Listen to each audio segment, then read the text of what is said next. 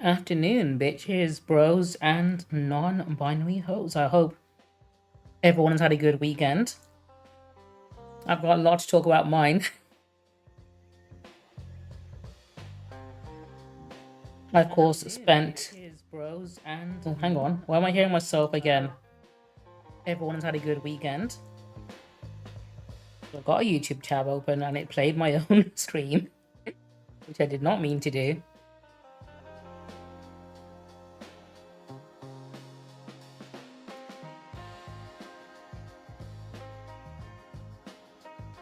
Right, good to know. Everything seems to be working fine. Usually I'm going to take some time away from streaming. OBS loves to set everything back to default and make you really work to set things back up the way it should be. Thankfully that's not happening. I'm hoping everything's working fine. I'm sure halfway through the stream I'll find out something isn't. Mohammed, welcome on in. I hope you've had a good weekend. Did you go to AnimeCon over the weekend or not? It was at the NEC.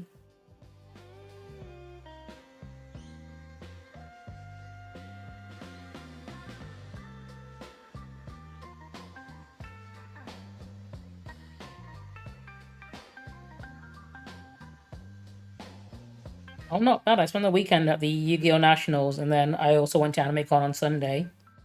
I've had a busy weekend, and then obviously streamed on Sunday night. So did D&D. We had a fun little one-shot. One I've been wanting to do for a while. It's a really good story.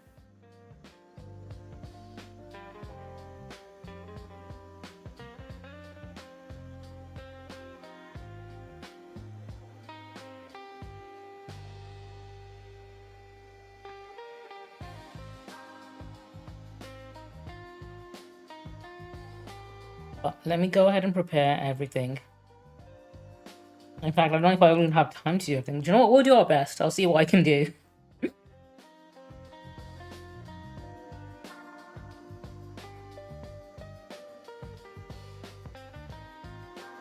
Let me work backwards. Let me start from the bottom and then work my way up.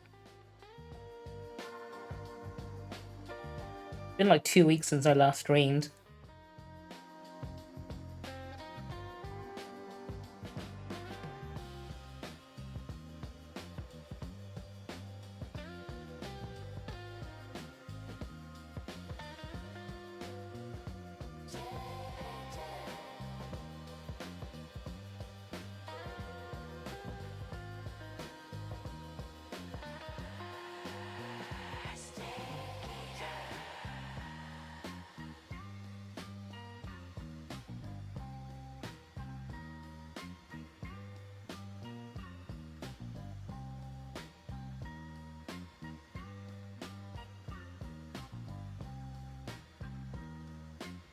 We also set up TikTok. Assuming it will not have any issues. 6 minutes to drop off. Opening rear hatch.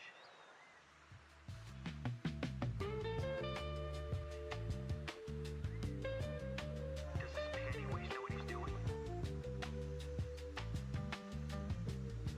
Alright, hang on, that's not centered correctly.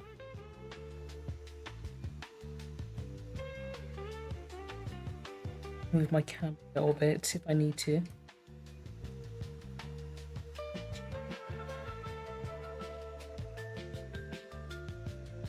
That should be. Right, hang on.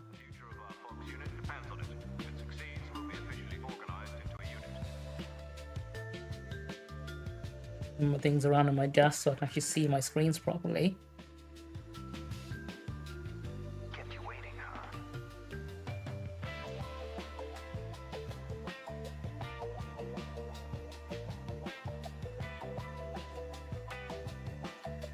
There we go. Congratulations, Mohammed, you did get that correctly. Let me get you your medal.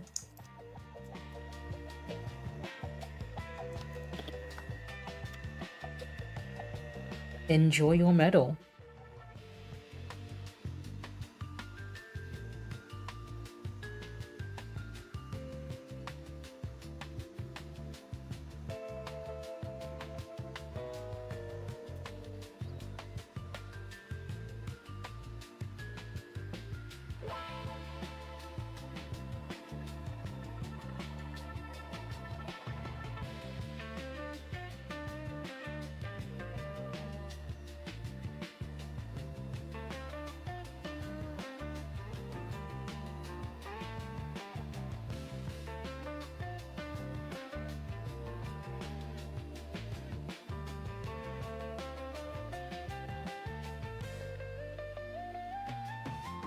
Okay.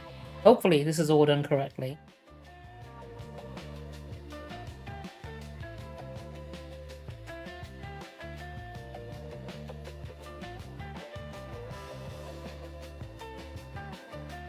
What I'll take quick.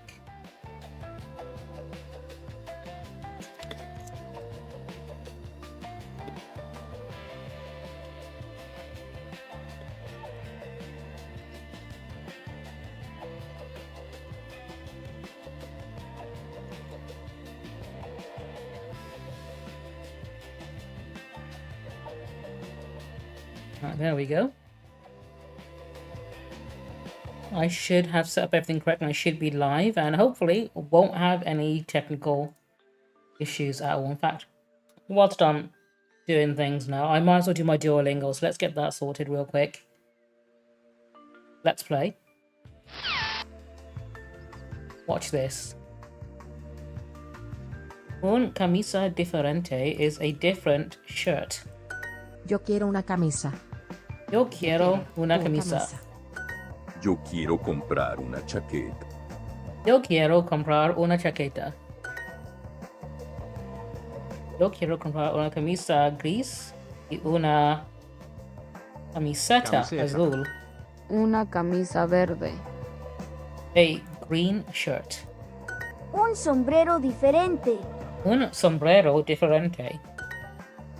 Un abrigo caro. An expensive. Is that coat? It is. Caro. No. Un abrigo. Oh, it is coat. Okay. Un abrigo.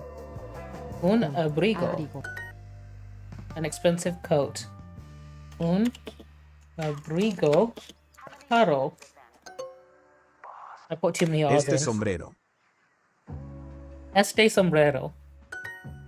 Sí, este sombrero. Sí, Y este este sombrero. This yes, this hat. Yo quiero comprar ropa. I want to buy clothes. Una tienda de ropa. Tiene. Tienda. Ese. Or este. Yo quiero, spell it correctly, ropa. Necesito ropa. Okay, got that one wrong. Un abrigo caro. Yo necesito. There we go. That's Spanish done. Let's chat.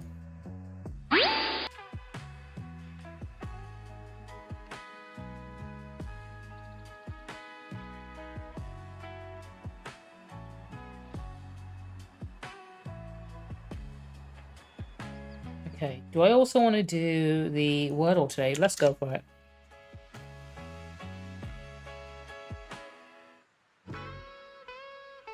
Let's play. Hello, Kai, how are you doing? Welcome on in, I'm hoping you've been doing well. I'm just sorting out a few things. I'm having a go at the Wordle today, and then I'm going to be talking about a good number of things. First I want to talk about is I went to Yu-Gi-Oh! Nationals with the Exodia deck, and I had a fucking great time, which I do want to talk about. Oh, do you know what? Card. There you go, that's my first word. Got an R.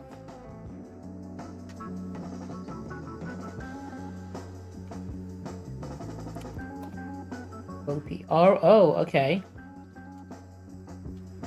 Orbit. Okay. BR. Something IO.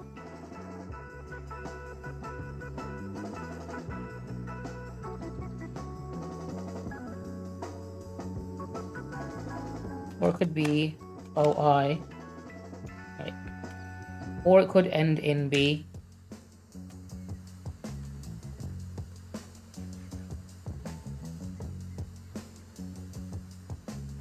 Oh, dude, I really want to play First Light. First Light looks like an amazing game. be fair, like James Bond games have been there have been some really good ones, but I think are quite underrated. Well, let me adjust my camera. It's been nudged a bit and it's annoying me. I think there generally are some really good like James Bond games. I know there's a lot of bad ones as well, but I think people forget how good some of them can be. But First Light is one I really want to get. The problem is there's so many games coming out between now and September that I don't think I'm going to have the time for it. Because the new Silent Hill game is out in September as well, and also, what else is out in September? Onimusha is out in September, which I'm also interested in getting. So is Control Resonant, which I also want to get. They're all out on the same fucking weekend. And there's no way I can afford all of them. Or even have the time to play all of them. To the point where I'm not even that fussed about GTA 6 coming out.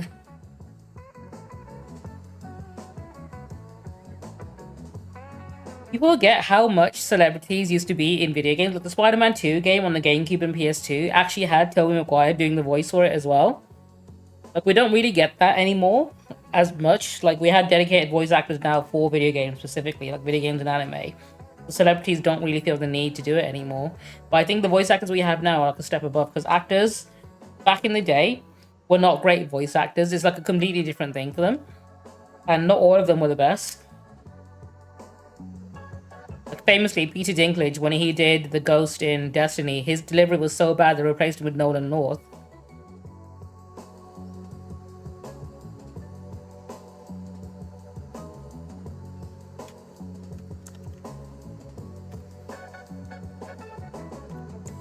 Let's try Bring. Oh. BR? Is it Broil? It is. Okay. Broil is one of those words that does not sound like a real word sometimes to me. Let's chat. Let me go ahead and get some videos prepared.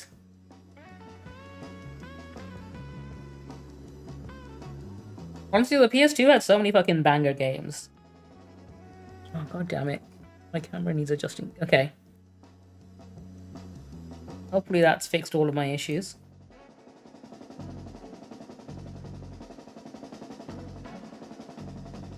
Okay, what do I want to start with?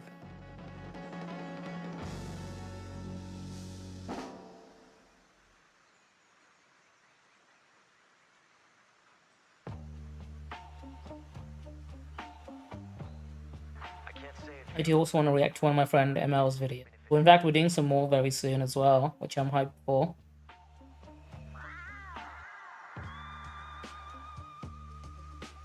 Pierce Brosnan was the first James Bond I saw. I think, I don't know, Daniel Craig might end up being my favorite because I really like things like Skyfall.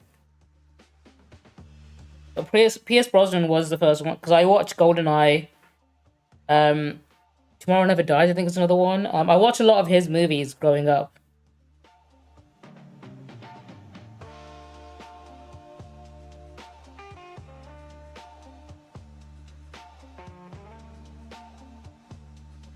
Oh, there's a whole Lego scandal that's been unfolding. Like, I've missed this whole thing because I've been too busy playing Yu-Gi-Oh! At tournaments. That was a whole ordeal. It's still an ongoing one as well. It's genuinely insane how even the police are in on it as well. It just shows you how much control the Mormon Church has over certain parts of America. People refer to it as the Mormon Mafia, and they're not wrong calling it that.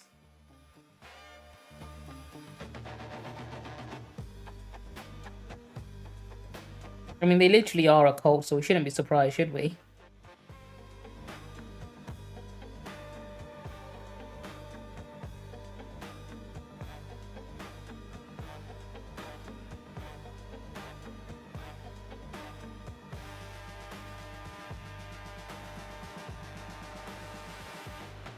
I know CoffeeZilla did a video about the whole Lego situation. It's like an hour long though. I might save that for later.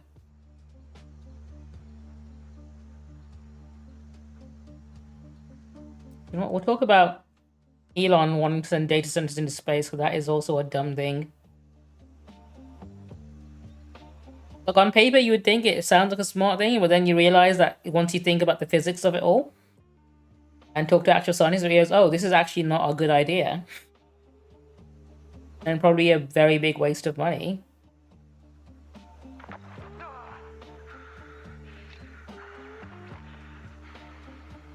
That was some fancy shooting. You're pretty good. But watch this. Pretty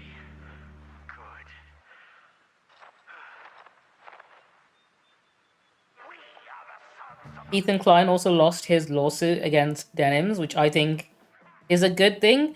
And the best thing is he screwed it up himself. Like, Denims didn't really have to do anything because... Mainly because the case that was quoted against Ethan in regards to his case against Denims was his own case where he argued for fair use for reaction content. So not only was his own case used against him to make him lose the law case, but when he submitted the case, he claimed that Denims used his videos to basically attack him and defame him by making fun of him in the video, right? And by doing that, he automatically approved or confirmed that Denim's use of his video was indeed transformative, which does meet the requirements for fair use. So the very second he submitted his lawsuit against Denims, he had already actually lost.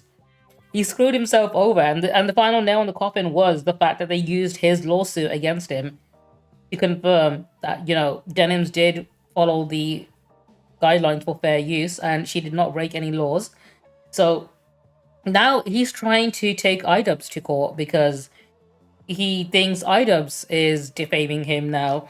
And the reason is because iDubbbz showed a screenshot of a tweet from Destiny, not something iDubbbz said. He showed a tweet that he's now suing iDubbbz for. He's not going to sue Destiny for saying those words because it's his words on the screen that he's upset about, because he's desperately trying to cling to Destiny because he needs him to help attack Hassan, basically. Like, he hates Hassan Piker so much, he's willing to cling to a Nazi like Destiny like this and, you know, attack iDubbbz by proxy via legal harassment. And it's so fucking stupid to think about. I can't imagine why anyone even watches any of his, like, videos or podcasts these days, like, at this point. It's been one of the biggest public crash outs I've seen over the course of like 10 years. To the point where I'm pretty sure everyone who used to watch his videos are really embarrassed of ever having watched anything he put out.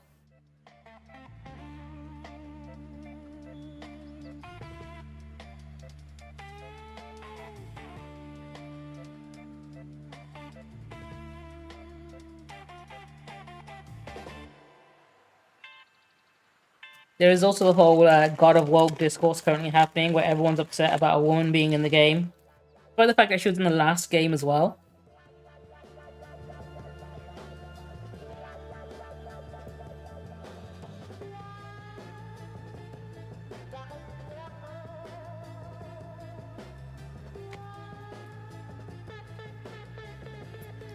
Like, I think it's almost a requirement to be a right-wing, like, outrage grifter on the internet to not actually play any games at all. Because of how much they just get wrong. And how many times, like, they're just so fucking ignorant that every post they put out is basically them admitting they've not played any games at all.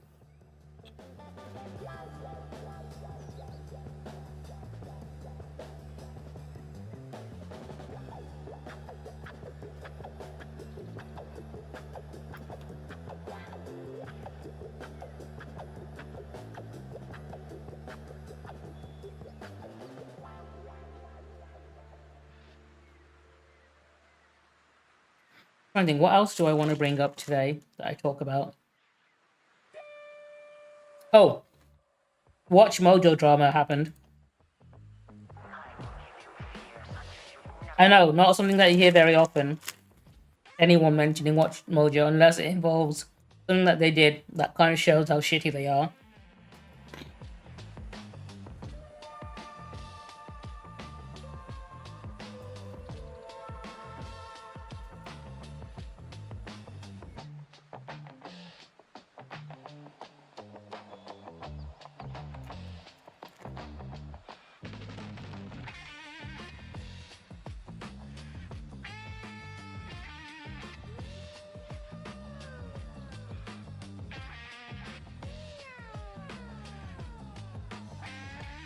Oh, do you know what? Let me talk about God of War, actually. Alana Pierce put out a video about Lao Fei that she's been working on.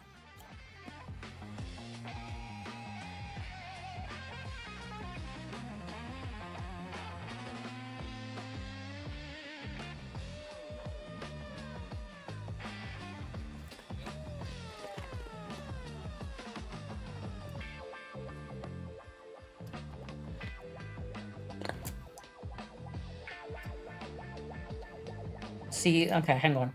I think a good number of things I want to talk about now. Let me just organize all of this.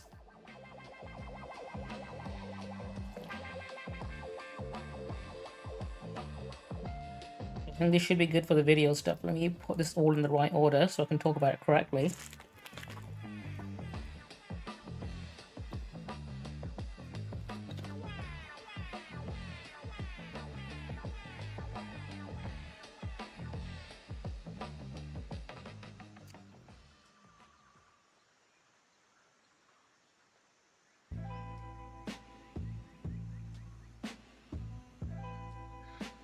Solo loves pathetic shaggle pales in comparison. Okay, that should be good. What are you going to do with all Now let me get my Yu-Gi-Oh stuff in order as well, because I want to talk about that specifically too. Tiger's not made of rocket. It needs something else. Look at these. Nice shoes. No. Legs.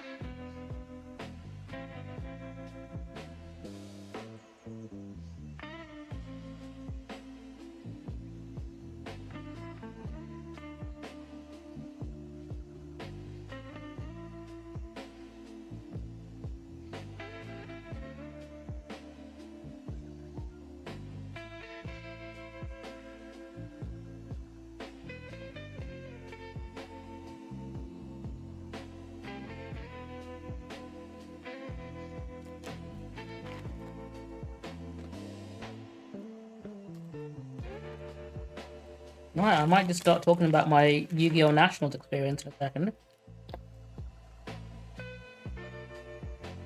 So I'm make sure I'm not missing anything out.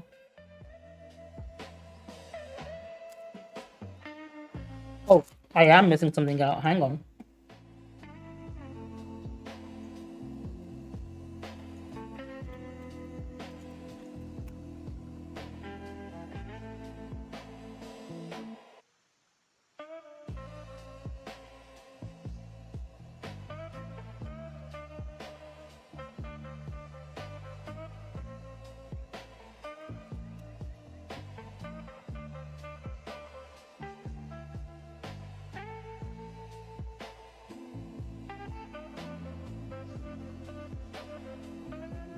I did mention I played an illegal card at Yu-Gi-Oh! And I want to talk about that. Because it's generally quite funny.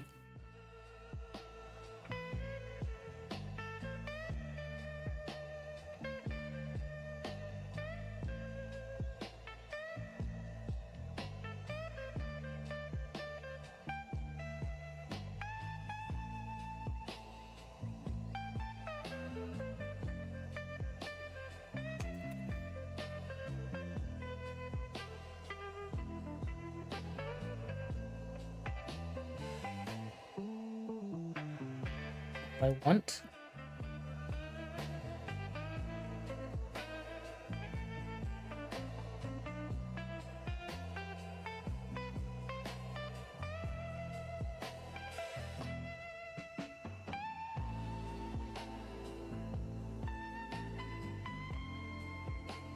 This is what I want. Okay, hang on. These here.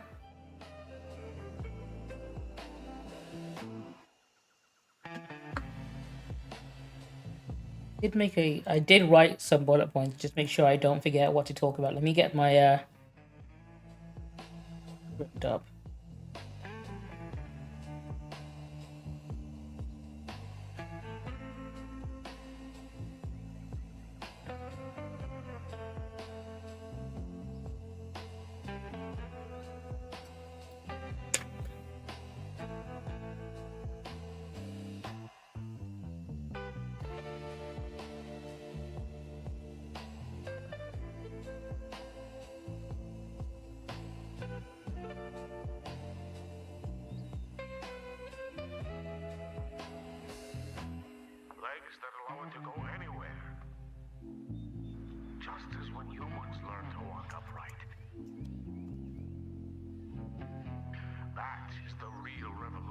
weaponry.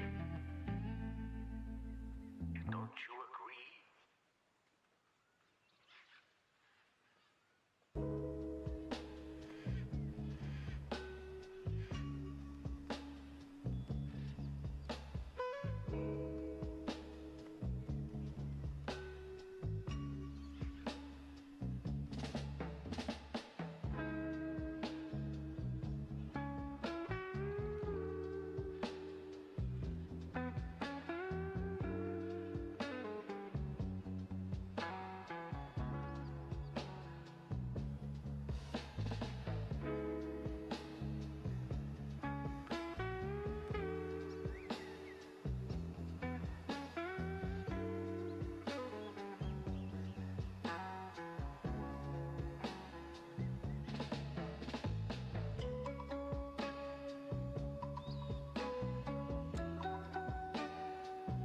Where did I save it on my phone? Let me just double check. I remember I planned this out, but I can't remember where I planned it.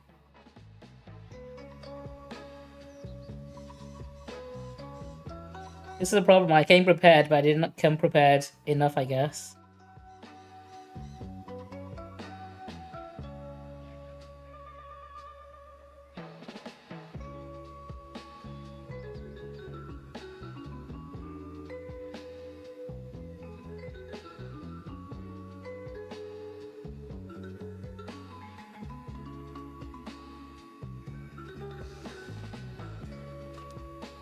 Or did I save it in my document? Hang on.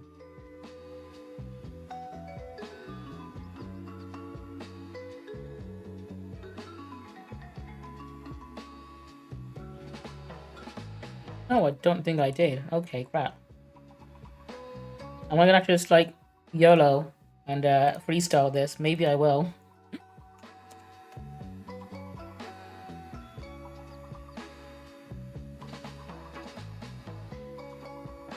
Oh, hang on. Is it here?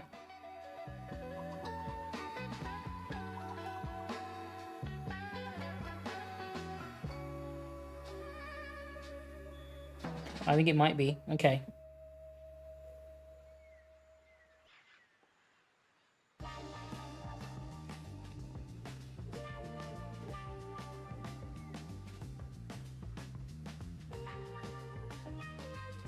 I came back from space. As I returned, I had one vision. The world set ablaze.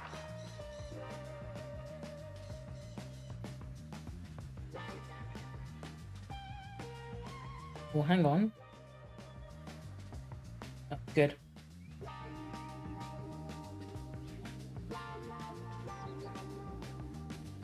This.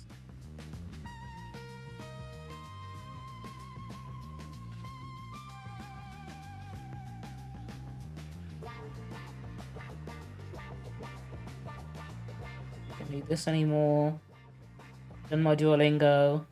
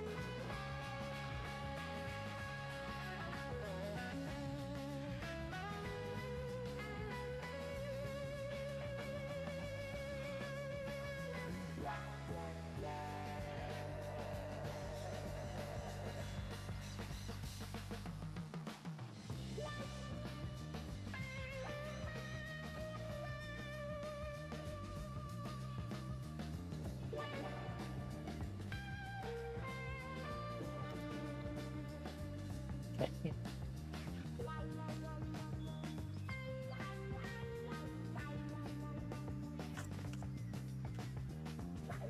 All right. I am ready to start talking about my experience at Yu-Gi-Oh! Nationals for the very first time. Which generally, it was a fun time, but it was a long fucking day. It's not something I don't think I'll be able to do, like, regularly, because it took a lot out of me just playing Yu-Gi-Oh! The whole day. I was sick of it, I was exhausted by the end of it. I had fun. It was a lot of Yu-Gi-Oh! I might do it again next year, but if I do, I don't know if I'll be able to do more than one tournament per year. I think it's one of those type of situations. But yeah, I'm going to tell you all about how I went to my first ever tournament, how I summoned Exodia while I was there, which is something no one ever fucking does, and how I got told off for playing some illegal card, which is quite funny. So let me start from the very beginning, actually.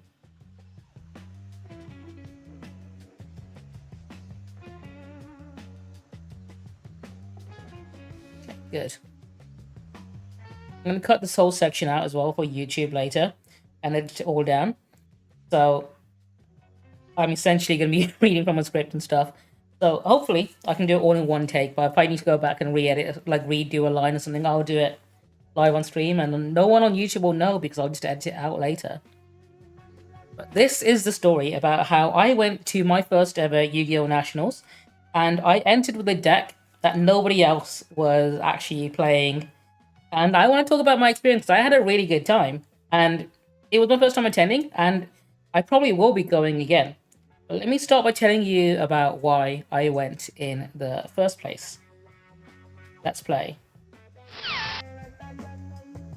Watch this. So the reason I went in the first place is because I watched a video from Alex Simo, who is a popular Yu-Gi-Oh! YouTuber who sadly passed away shortly before this event actually happened.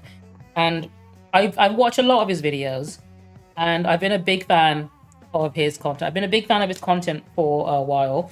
The reason I entered was actually a video he did.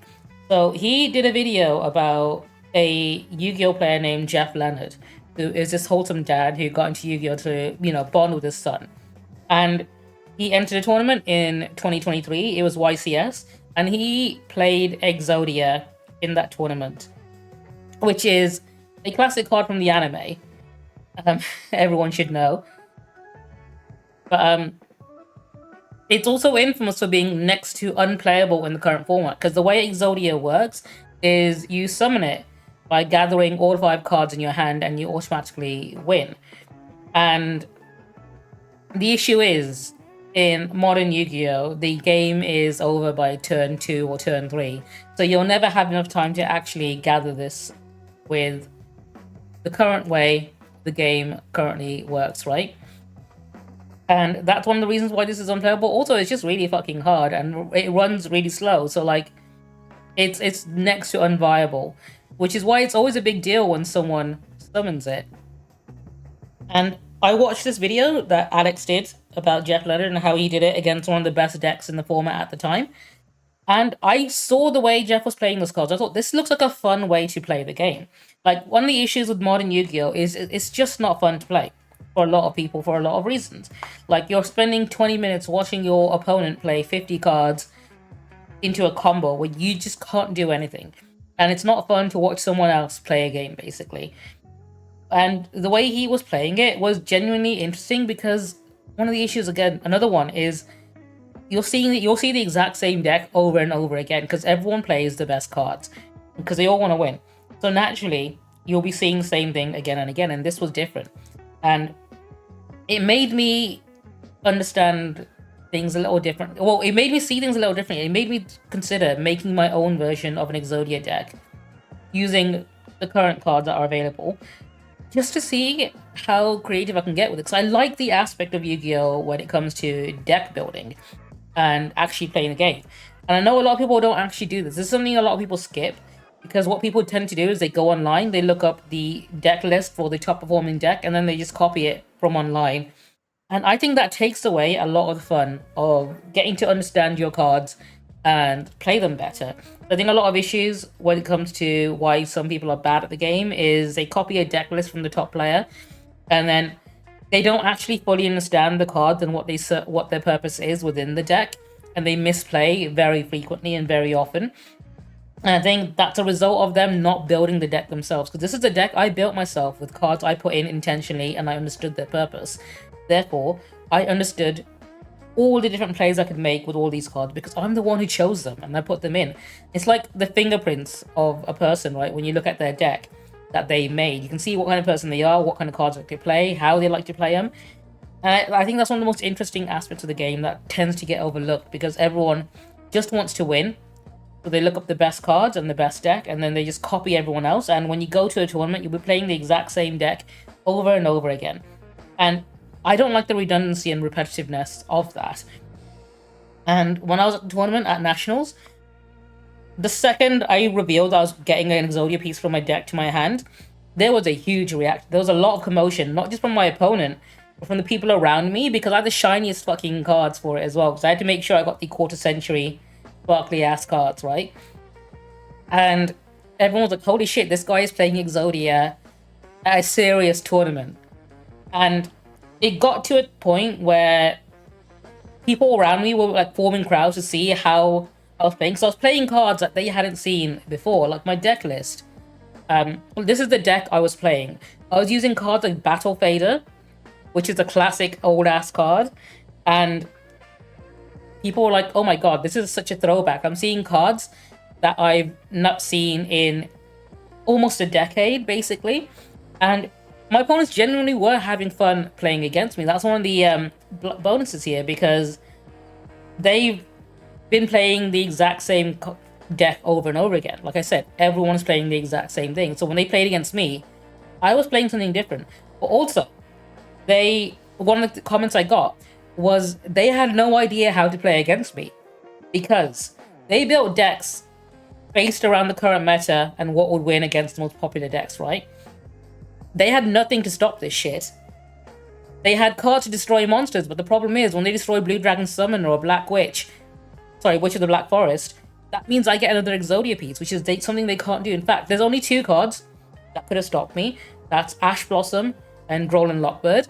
And a lot of the times when I played against people, those were in the side deck, not the main deck.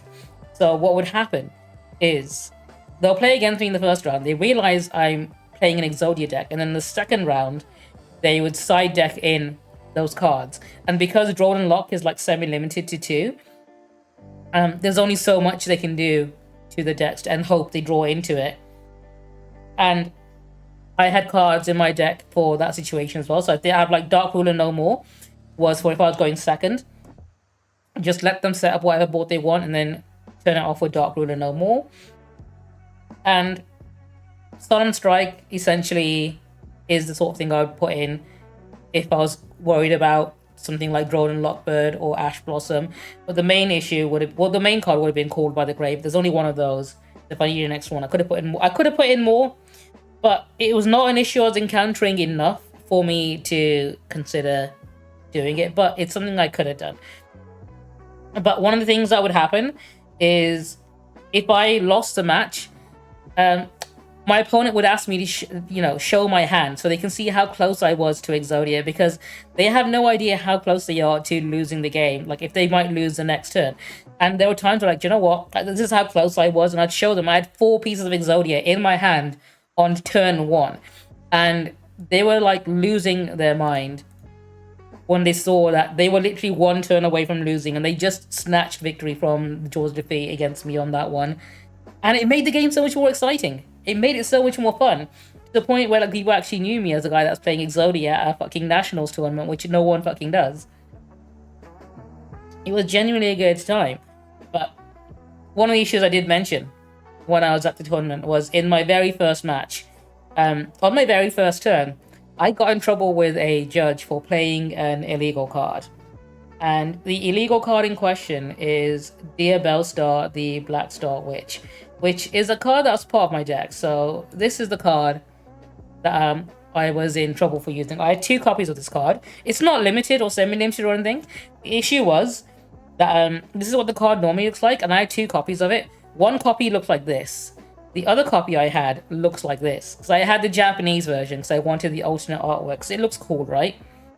And that was apparently not allowed at nationals. Like they had strict rules against using Japanese cards, so I had to take this one out of my deck, which is not an issue, not a massive issue. Like I said, I've got cards I can put in instead. I just put in an extra copy of Nibiru, I think. But that was one of the issues that I had. I thought was quite fun. It was a funny situation. But yeah, I was playing Exodia at nationals, and genuinely had a really fucking good time. But I'll tell you why it's such a big deal to me that the reason I'm playing this at nationals is because of Alex Simo here, who passed away. And I'll tell you what happened. So he had cancer and he passed away at the age of 32. And the reason this was genuinely so shocking to me, like it was really shocking to me, was the fact that, you know, he's basically the same age as me. But I'm also someone who had cancer. I've got nerve damage in my left arm because I had a tumor in my spine when I was a child. So, like, it's news that hit me quite hard, and genuinely, because he was a really fucking good YouTuber. He put out a lot of really good videos. In fact, one of the first videos he put out on YouTube was him declaring that he is going to be the next best Yu-Gi-Oh YouTuber. That was like 12 years ago. Dude, like, not only just achieved it, he did a fucking amazing job. Someone on Twitter calculated as well that with the amount of hours of videos he put up and the amount of watch time he was getting, like, he spent 32 years on this earth and he spent that time making content that people spent 4,000 years watching combined, which is a fucking achievement. And genuinely, he's a fucking great YouTuber, and the community really did lose a fucking great star when he went. And I it's something that I thought it was like constantly on my mind when I was like literally at the event playing a deck that I built because I saw this dude put out a video, and like I was in a hall full of like I think 2,000 people attended the event, and I'm pretty sure like every single person at the event was influenced by him at some point based on any one of his videos.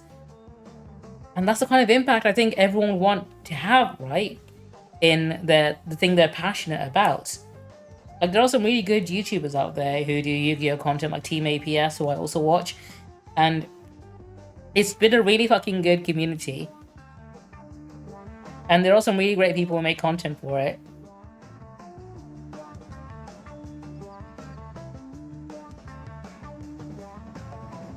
But I bet you're all wondering how well I did at this tournament. So I am going to tell you that whilst I was at this tournament, summoning Exodia is a difficult task, right? It's next to impossible to do against. They threw you out onto the street. They did not throw me out onto the street. They held a fucking parade for me. Harpy, I had matches where I had people crowded around me cheering for me as I was playing this deck.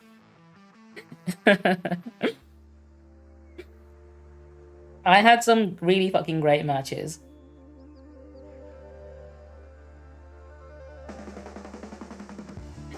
In fact, hang on. Let's chat. Let me quickly get a screenshot. And then, no, everybody did clap. It was less clapping, more yelling.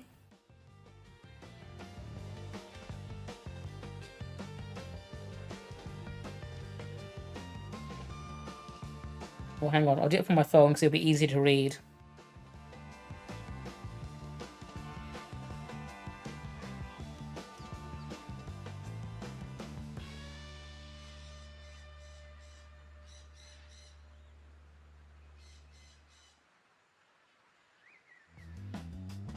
In fact, you know what? Let me start the whole YouTube video section again.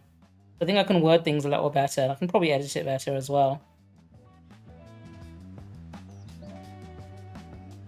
Okay, here we go.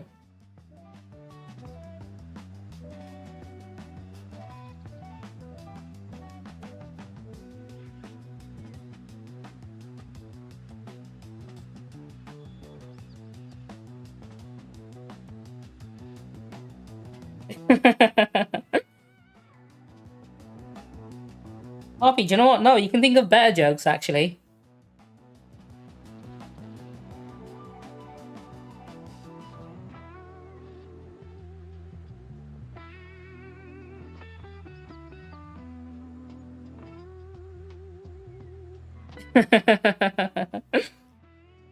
Maybe you can think of something worse.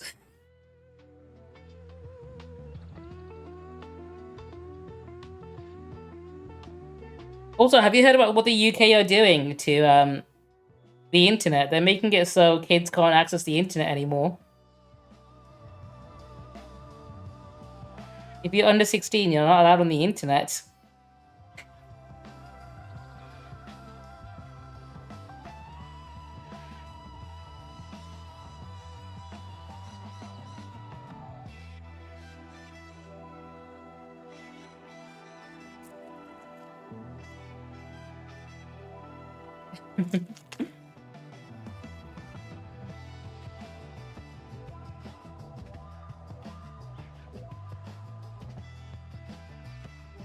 Let me reorder a few of these. The right order. I don't need this. Don't need that one.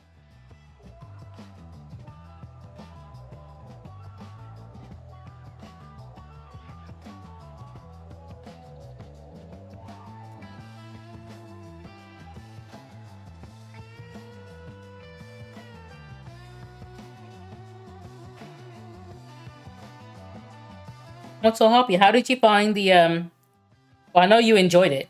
Did you enjoy playing my my Call of Cthulhu one shot? And how did you find it? Do you have, in fact, do you have any constructive criticism? How are my American accents?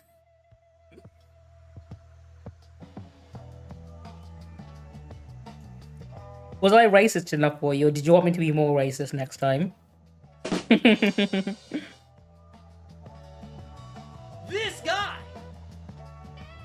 I don't know. I think I did a pretty good job playing as a weird drunk.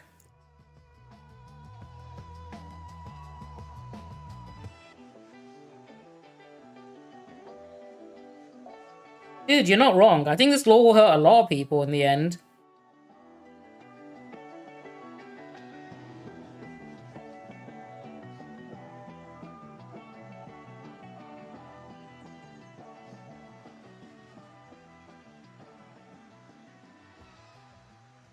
I think it's quite funny though, the timing of it. Because he's like, oh, 16-year-olds can't use the internet now. By the way, 2 years from now is going to be another election and they're going to be old enough to vote. Did they not consider that?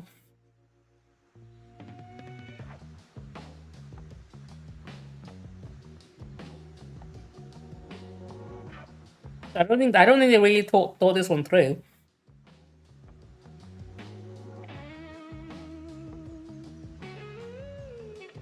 It's all also very obviously a push to get people to scan their faces and to access the internet now. They want to be like, oh, we're protecting the kids. No, they're fucking not. They want to collect everyone's data.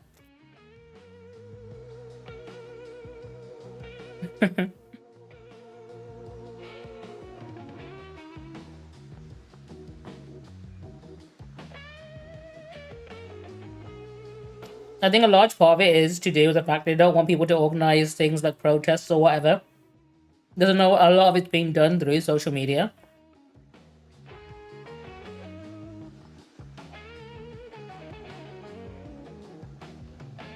But I'm sure they're going to find ways around it. Probably in the funniest way possible.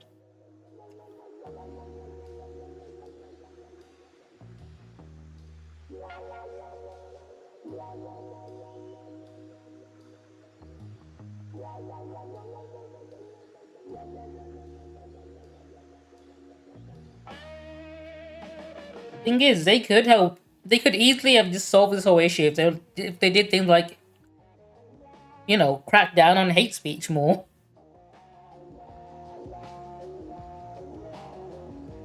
Like, imagine if they cracked down on racism and bigotry, homophobia, as hard as they did when it came to people saying they support Palestine action. Because they were arresting people for having Zoom calls where they were going to talk about supporting Palestine.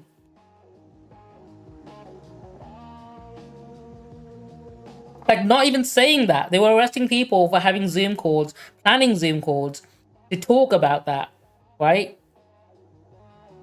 But they hadn't even said it yet. They were planning on saying it, and they got arrested for that.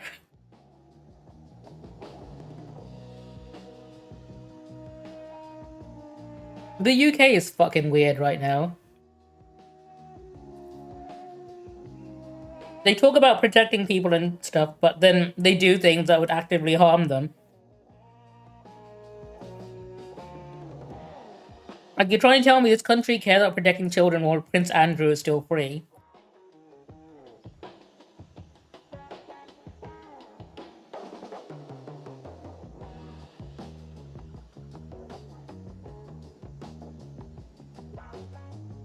I don't know why more people are, like, outraged by this, but there are genuinely people out there who are supporting the ban.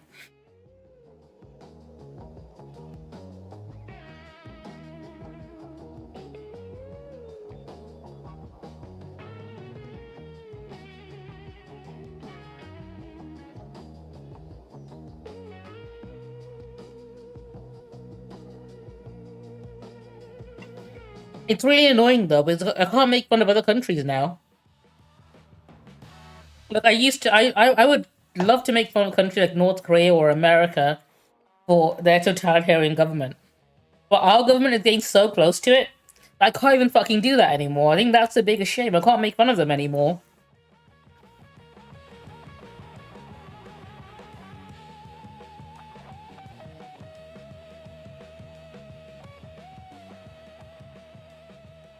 The worst part is, with Labour constantly shooting themselves in the foot like this, they are basically handing over votes to places like Reform.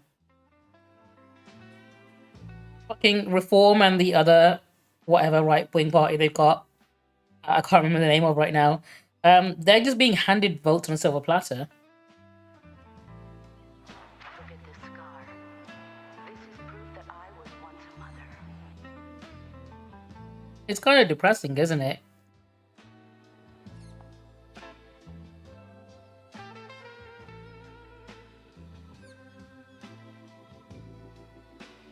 Three overrated. Hang on.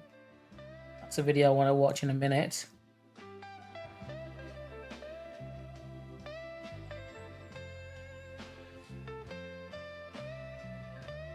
In fact, let me talk about this now real quick, because it's my friend ML, who I absolutely adore, who did a great video I want to mention, or talk about specifically. Let's play. So this is my friend ML, and she's done a video about the cosplay community in general, and I want to mention something. So I'm going to let her speak a little bit and tell her a bit before I put in my own comments. So this is my friend ML. 3 overrated things in the cosplay community. Cosplayers, don't come for me, but here are 3 things that I think we as a community put way too much importance on. Number 1. Accuracy isn't always everything. It's fun to get your cosplay to look as accurate as possible, but accuracy is not always everything. There is no hard and fast rule telling you that you have to look 100% like the character you're cosplaying. For example, when I cosplayed as Charlie Morningstar, I changed the wig from a straight wig to a curly wig because I have curly hair, and I thought it would be a really cute way to add like a little touch of myself into the cosplay. And guess what? It was received super positively. When I was chatting to Elise Lovelock, one of Charlie's VAs from the pilot episode, she even told me how she loved the spin on the character. So do what you want to do and ignore the people telling you you have to look 100% like the character. So, when people argue that you need to be more accurate with your cosplay, or when they say they care about cosplay accuracy, genuinely, most of the time, they're using the word accuracy as a way to mask the fact that they are basically bullying in the community, right? Accuracy is used to mask bullying in the cosplay community all the fucking time. They don't want to be seen as bullies, and they can't just say that your cosplay is shit or it's bad. So what they'll say instead is, oh, your cosplay is not accurate. It needs to be more accurate. And that's the word they're using to mask it, basically. So when you see people who are obsessing over others not being accurate enough, I'm fairly certain if you click onto their profile most of the time, they haven't got any fucking cosplay to post themselves. They're just literally bitching about other people, essentially, because they are little bitches. They want to be mean and criticize others, and they can't outright say it's shit because they know people will get called out for bullying. But by masking it and saying, oh, I'm just saying you're not accurate enough, even if it might be an original character or an original take on the character, they are essentially trying to give themselves a free pass to bully and get away with it. Essentially, it is what it is. It's what bullying is in the cosplay community, and they're masking it by using the word accuracy. And I think more people need to call it out. I think it needs to be called out a lot more, because it's bullshit that people think they can get away with that. If you see someone doing this in any comments or under any like cosplayers posts, just fucking call them out on it. We need to be transparent and not hesitate to smack a bitch when we need to.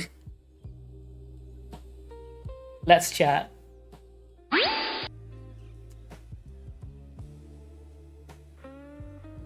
ML's great though. I'm gonna do more videos with her real soon. Actually, we've done one recently that she's currently recording. Oh, sorry, like editing. We've already recorded it on her channel, where we talked about all the UK Comic Con conventions and we put them in a little tier list, which was fun. We're gonna be reacting to more video stuff as well soon. I think we're gonna do a Stranger Things rewatch, which is gonna be fun because he is also a big fan of that. Why am I so red? Because I chose to be today. I'm lit, that's why.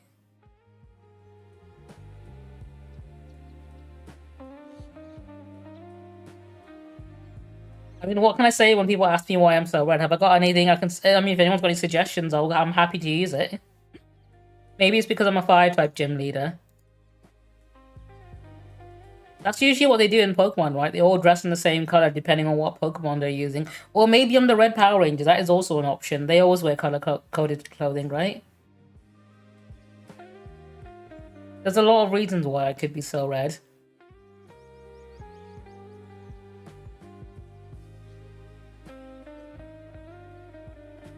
I mean, no, do you know what? No, that is actually the answer. I am indeed the Red Power Ranger.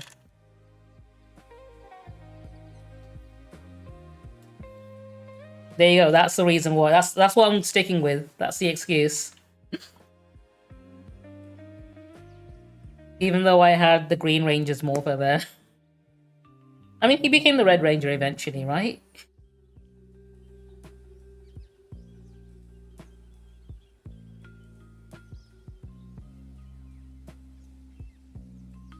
Oh, but the t-shirt I'm wearing is from Project Hail Mary because I'm a big fan of that movie.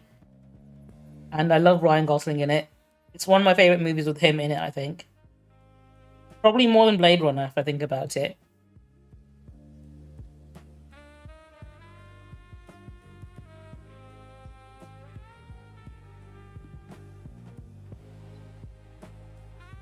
No, to be fair, I think I do like it more than Blade Runner.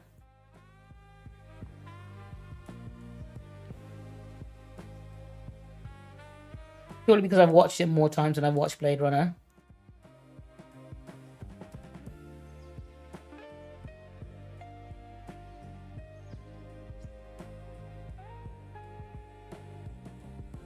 Right, do I want to talk about my Yu-Gi-Oh experience now? Maybe I do. I'll wait until the ad is done. Just so nobody misses out on me talking about it.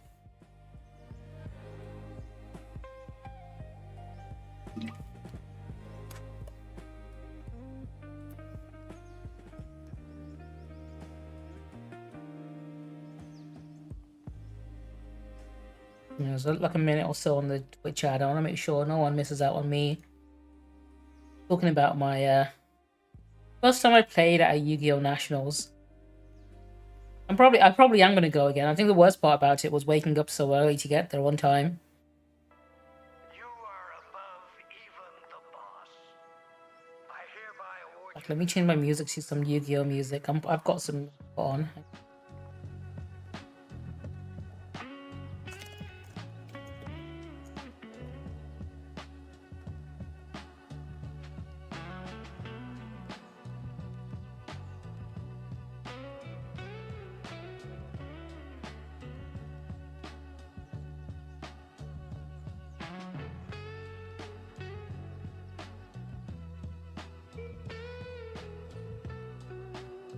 Oh, okay.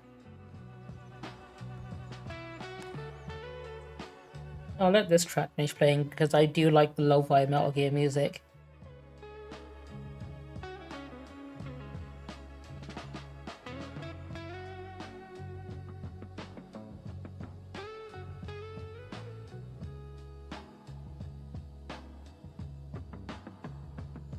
Something else I in about this.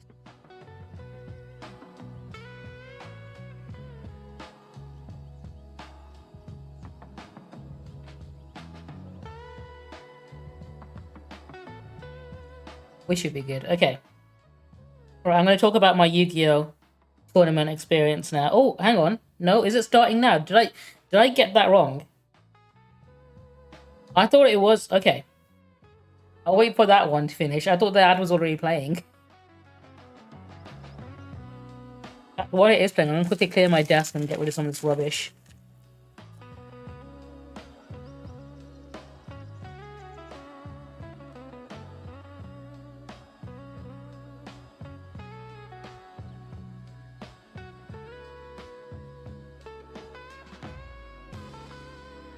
I don't need to bother going to a BRB screen.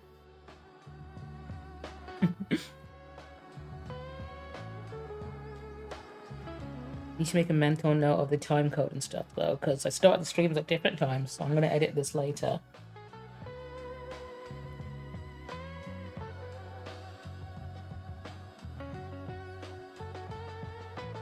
So do I have a more appropriate green screen background for it? Let me have a look through the ones I've got. I can cycle through them manually. This is one I'm a big fan of.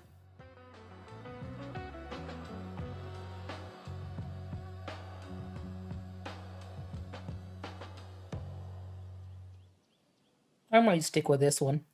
One of the most eye-catching ones.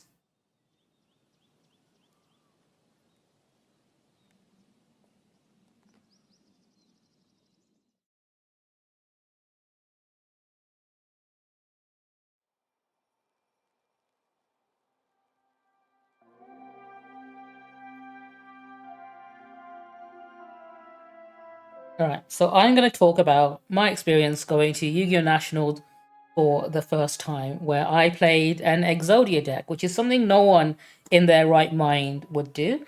And I'll tell you all about my experience in the day, about how in my very first match I got told off for using an illegal card, and how my matches went. But before I do, I'm going to tell you about why I turned up with an Exodia deck, which is something I don't think anyone else would ever actually genuinely do at a serious tournament like this.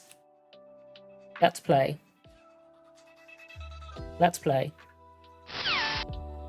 So the reason I turned up with an Exodia deck is because I watched a video by a YouTuber named Alex Simo, who passed away tragically, actually, previously. Very close to the actual tournament, really, like literally a week before the Nationals happened. He had cancer. He was diagnosed the year before, I believe. I believe it was literally like 9 months, 8 to 9 months ago. And unfortunately, he did not make it. He's basically the same age as me, and I'm someone who also had cancer before. I had it when I was a child. It's given me nerve damage in my left arm because of these tumor I had in my spine. I was very lucky in the sense that they caught it very early and were able to do something about it before it caused too much damage, of course. And I got to survive, and unluckily I did not get a Make-A-Wish because they don't give those to people that survive. If you get, because you become too old and you can't be marketable anymore. So unfortunately, no, I did not get that, and I am still salty and bitter about that. And I'm not going to stop bringing it up. But yeah, I watched a video before I went to the tournament. I watched a video. The reason I wanted to go is, first of all, I found out it's happening in the UK, and it's something I can actually get to, because the previous YCS the year before was held at the NEC, and I thought, hang on, I can get there easily enough. Maybe I should consider entering the next one that happens there. But also, the reason I wanted to go, because I wanted to have a fun time, right? And Nationals is where a lot of really good players are going to bring their best decks. And I probably, if I went with my actual deck and stuff, I don't know how. I mean, I might win a few matches, but I don't think I'll be getting to the final round or anything. But I watched a video that he did about a Yu-Gi-Oh player named Jeff Leonard, who is this wholesome dad who learned to play Yu-Gi-Oh to bond with his son, that Alex did a video with. And Jeff Leonard, he entered the 2023 YCS with a deck playing Exodia, which is a classic anime card, right? from the very first episode. You win by gathering all 5 pieces of Exodia in your hand. Now, this kind of deck was shocking to play in 2023 at YCS because in a tournament where people are bringing the best decks in the meta, summoning Exodia is next to impossible, so no one would ever do it. But he managed to pull it off against one of the best decks in that format at the time, which was genuinely quite impressive. And I watched the video Alex did with Jeff explaining the deck and how he did it. I thought this is a really creative way to play Yu-Gi-Oh, right? Because when you see people playing Yu-Gi-Oh these days, it's usually with like the same 3 or 4 decks that are currently the top in whatever format or meta they're playing in. And it gets very repetitive and boring in my opinion, because one of the issues with Yu-Gi-Oh is a lot of the match you're watching your opponent play cards for what, a good 20 minutes while they do their turn, comboing into like 30 different cards at once, and you're just sitting there and watching them, and then you play the next match and the opponent's playing the exact same fucking deck and they do the same thing again, and I think that kills a lot of the fun. And watching Jeff's match against him, it was really fun and interesting because he was doing something completely different. And I thought, this is a fun way to play a classic card. I want to build my own version of a deck that uses Exodia using cards that I like. And that's basically what I did, and I took it to Nationals with me. And I think one of the issues as well with modern Yu-Gi-Oh that a lot of people don't talk about is the deck building aspects. I love deck building. I have a lot of fun doing it. I like sorting through cards and picking them out and building a deck with it. And one of the things people do these days in modern Yu-Gi-Oh is they go online, they look up the best decks in the format, and then they just copy and paste, basically. They copy the deck list, and then they turn up with that deck. And essentially, they end up misplaying a lot of cards because they did not build the deck themselves, and they don't fully understand the potential of every card they're playing. They can't play the deck to the best of its ability, and I think that's one of the key aspects of Yu-Gi-Oh that a lot of people miss out on because they think playing the best deck means they'll win more. And I enjoy deck building because it means I understand. I'm purposely choosing which cards to put in because I understand how well they'll do and what to do when I get them. And it's like basically like the Yu-Gi-Oh equivalent of someone's fingerprints, right? When you see a deck that they built, because you can see the choices they made when they were building it. And I think that's part of the fun that gets lost in a lot of the competitive aspects of Yu-Gi-Oh! And I think that's one of the reasons why for the longest time I didn't want to compete in any tournaments or anything like that, because I felt like it would just kill the fun for me. I like playing casually with my friends, which is what I did most of the time. But I'll show you the deck that I used. So this is the deck that I did end up going with, and you can see I've got the Exodia pieces. The idea is essentially to use Blue Dragon Summoner and recycle him by link summoning and then bringing him back and linking him off again, because his effect is not once per turn, because you can do it as many times as you want, but he only gets the 4 limbs of Exodia. He can't get the head, so you can use him to essentially in one turn get 4 pieces of Exodia, but then the challenge is getting that 5th piece, which is why it's not a first turn kill deck, but it can get Exodia in like 2, maybe 3 turns. The issue is, in modern Yu-Gi-Oh, getting to turn 3 is probably the hardest thing you can do, because most decks are aiming to win as fast as possible. And when I was playing other people, when I was having conversations with them, they generally were surprised to see what I was playing. In fact, whenever I drew into a piece of Exodia or I used a card effect to bring it to my hand, the person I was playing against, but also the people around me, stopped, gasped, and then stood and watched because they wanted to see what I was doing, right? Because I'm the only person in the entire hall of like 2,000 people that attended that was playing this. And that's what made it interesting, because everyone else is doing the exact same thing. Everyone else is playing the exact same deck against the exact same deck. So that's why whenever I was playing, I ended up getting people genuinely stopping and watching. And one of the things that would happen as well is if I ended up losing the match, or losing the round, sorry, my opponent would ask me to show my hand because they want to see how close I was. And every single time I did, there was like a huge uproar reaction from everyone about how impressive it was that, like, even though like my opponent did like a first turn kill on me or whatever, like they beat me in turn 2, which tends to happen, and then I show them my hand, And I've got 4 out of the 5 pieces of Exodia already there. And they're like, oh my god, if I did not win on this turn, you were going to win on the next turn.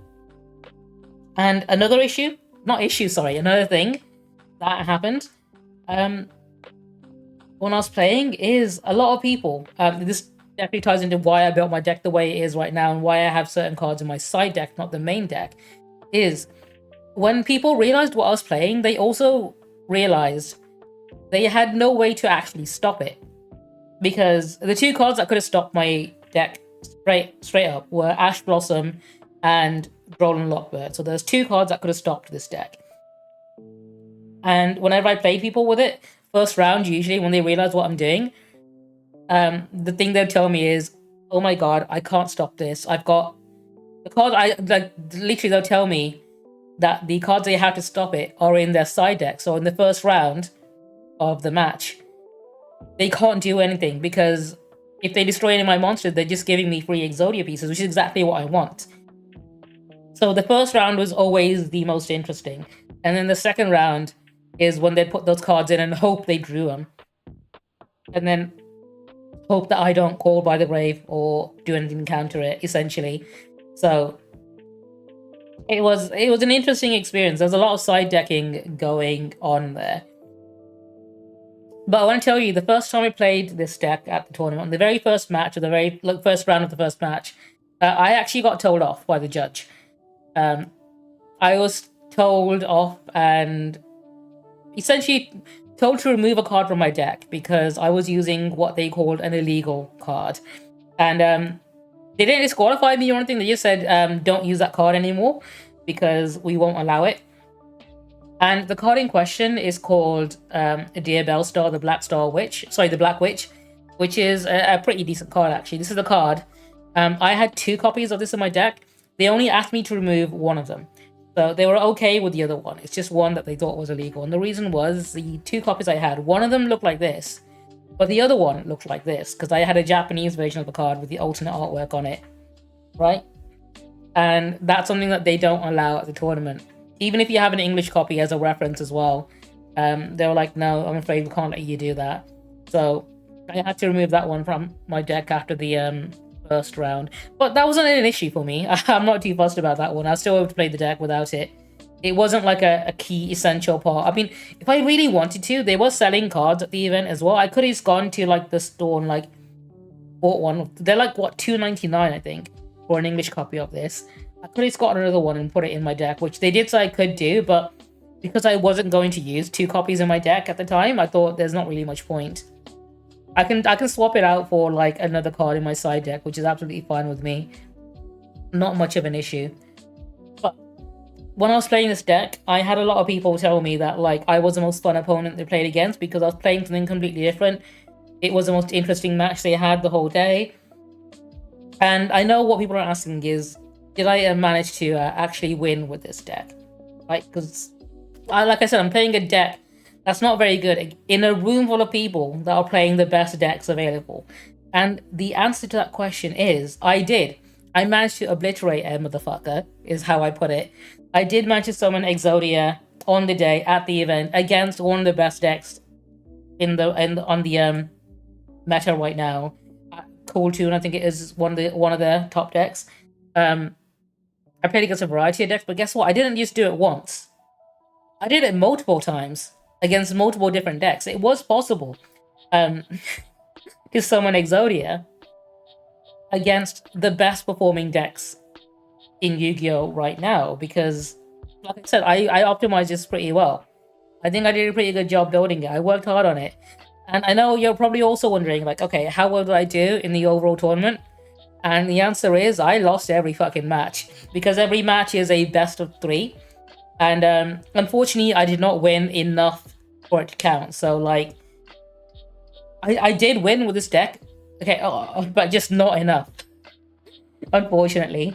But I had a fun time. People remembered me for who I was. They had a great time playing with me. I think I am the real winner of this event, right?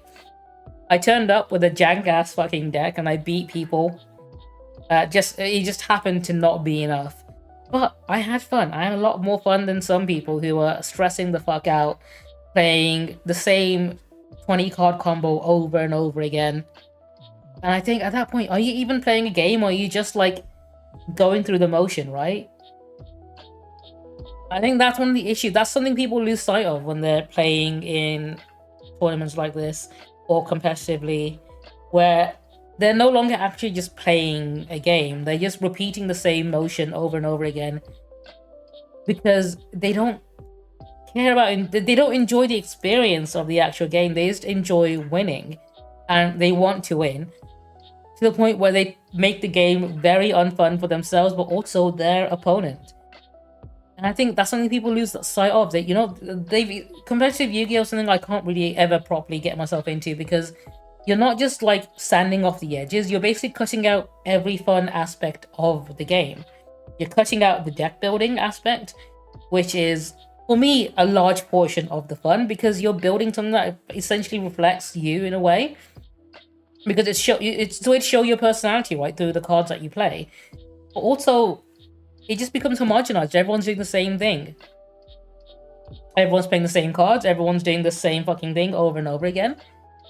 And that's what brings me back to Timo and his YouTube videos, because one of the reasons why he was such a fucking great YouTuber was because he did really interesting and fun videos, like his progression series and stuff, where he wasn't just doing the same thing where he's talking about the most effective decks or strategies or the meta over again, which a lot of people do, or, you know, whatever's the most popular in search. He talks about genuinely interesting aspects. I mean, there are a lot of very interesting, it's not just him, there are some really great YouTubers out there who do some really good Yu-Gi-Oh content.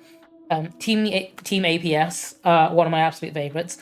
They've got a podcast called Pod of Greed, which I think is one of the best names for a podcast I have ever seen, ever. And I don't think anyone's ever going to top that one.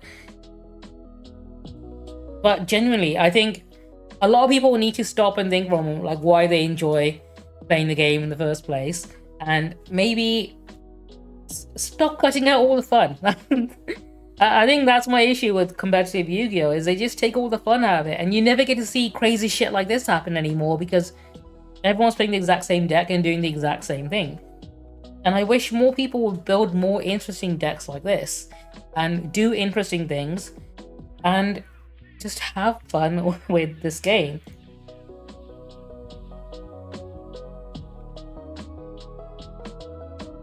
I mean, I lost every match and I still had a good time. So I think, like I said, I am the real winner of this tournament. I probably will be going again. Let's chat.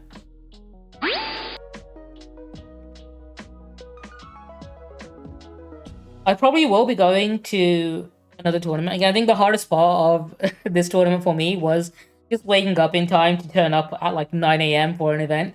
I didn't realize it'd be as long and exhausting as it was, so I don't know if I'd ever do it more than once a year. Even that's a stretch. Like, holy cow, that was such a long day. And I think it's probably the most Yu-Gi-Oh! I've ever played. No, but I will definitely do it again. I might even build a whole different type of deck. Don't know if I'll play... I might take Exodia again, maybe a different version of this deck, or I might just build something based on, like, a classic card I really like maybe Blackluster Soldier will be the next one or something. Like, I do have competitive decks, like I played things like Dragon Maids and stuff, which genuinely could have been viable on this type of format, which would have maybe gotten me a good number of wins, and I could have gotten some, like, prizes and stuff for that. But I don't think that would have been very fun. I don't think I'd have as much fun as I did when I did go and play Exodia, which is why if I were to do another tournament, I might do something like that again. Plus, I have the option of dropping out early if I wanted to. Like, I had plans on the Sunday to go to AnimeCon with a friend, and if I was too successful on the Saturday, I'd have to come back again on the Sunday to play the next round of matches, which I did not want to have to do.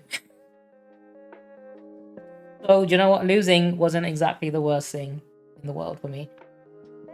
Anyway, if you're watching this on YouTube, make sure you like, comment, subscribe.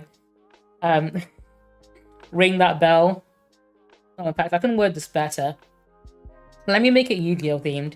If you're watching this on YouTube, make sure you special summon that like button, banish that subscribe button, and negate that bell so you get notified next time I post another video. I also do a lot of other content on this channel, like anime related, gaming related. I stream on this channel, so you can chat with me on stream next time I go live, and maybe direct all your criticisms directly at me, so you can maybe get told by me to STF you. Who knows? Yeah, if you have any criticism, you can direct them at me when I'm live, and I'll be able to respond to you directly. But yeah, tune in next time, I guess. I'll edit this out for YouTube. And let's have a look. What else do I want to talk about? Am I done talking about Yu-Gi-Oh today? I think I am. I think I'm all Yu-Gi-Oh'd out.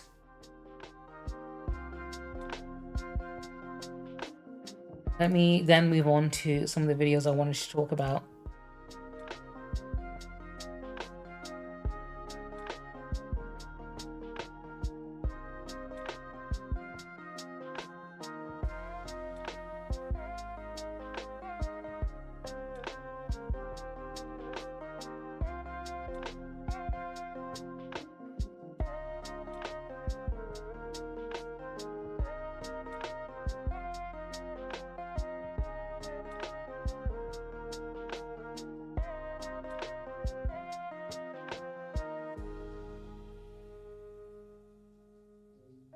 What do I provide in this world? Quite a lot, actually. I've done a lot of charity fundraisers for the causes I believe in, which is generally quite fun. In fact, I've not done one this year. I should probably get one planned out this year. I also provide a lot of entertaining content. I've also, helped a lot of people and shit. In fact, one of my biggest contributions is I've helped advance gene therapy to the point where you can actually help people cure previously incurable diseases. So I think genuinely I've probably saved more lives than a lot of people out there, which is fucking great.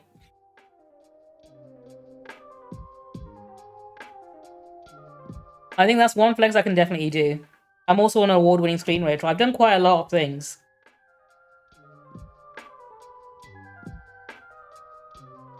But now I'm going to make fun of Elon Musk. Let's play. Alright, so one of the things Elon wants to do is he wants to build data centers in space, which on paper might seem like a good idea if you don't understand the physics of things, right? Because AI data centers, they take up a lot of space on Earth, they pollute the environment, they produce a lot of heat, and they consume a lot of water. And you would think, hey, maybe you could put them all in space, it would be a fucking great solution to all of our problems. Unfortunately, that's not quite the case. I'm going to let Kyle Hill here walk us through this. If economic collapse and the annihilation of human civilization weren't enough, AI data centers are now presenting a new problem: resources. A large data center will now put out enough heat for 100,000 homes into an increasingly hot atmosphere and slurp up enough water for 1,000 families. Obviously, something is going to have to give if we want to continue to build out this infrastructure that no one actually wants. That's why recently some AI tech bros have suggested moving data centers here to space. But that's a stupid idea for almost every reason. It's kind of embarrassing, actually. Here's why. Now entering the facility.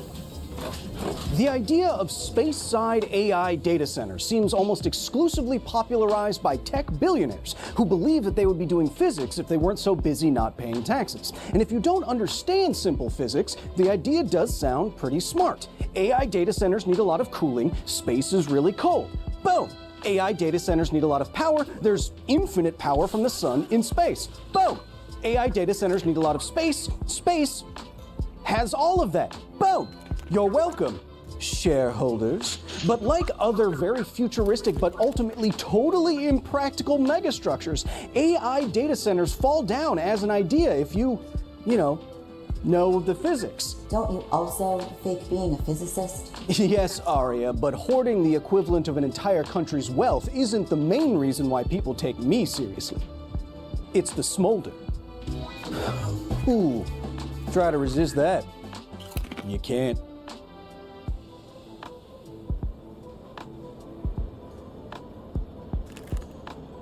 I won the staring contest. I did.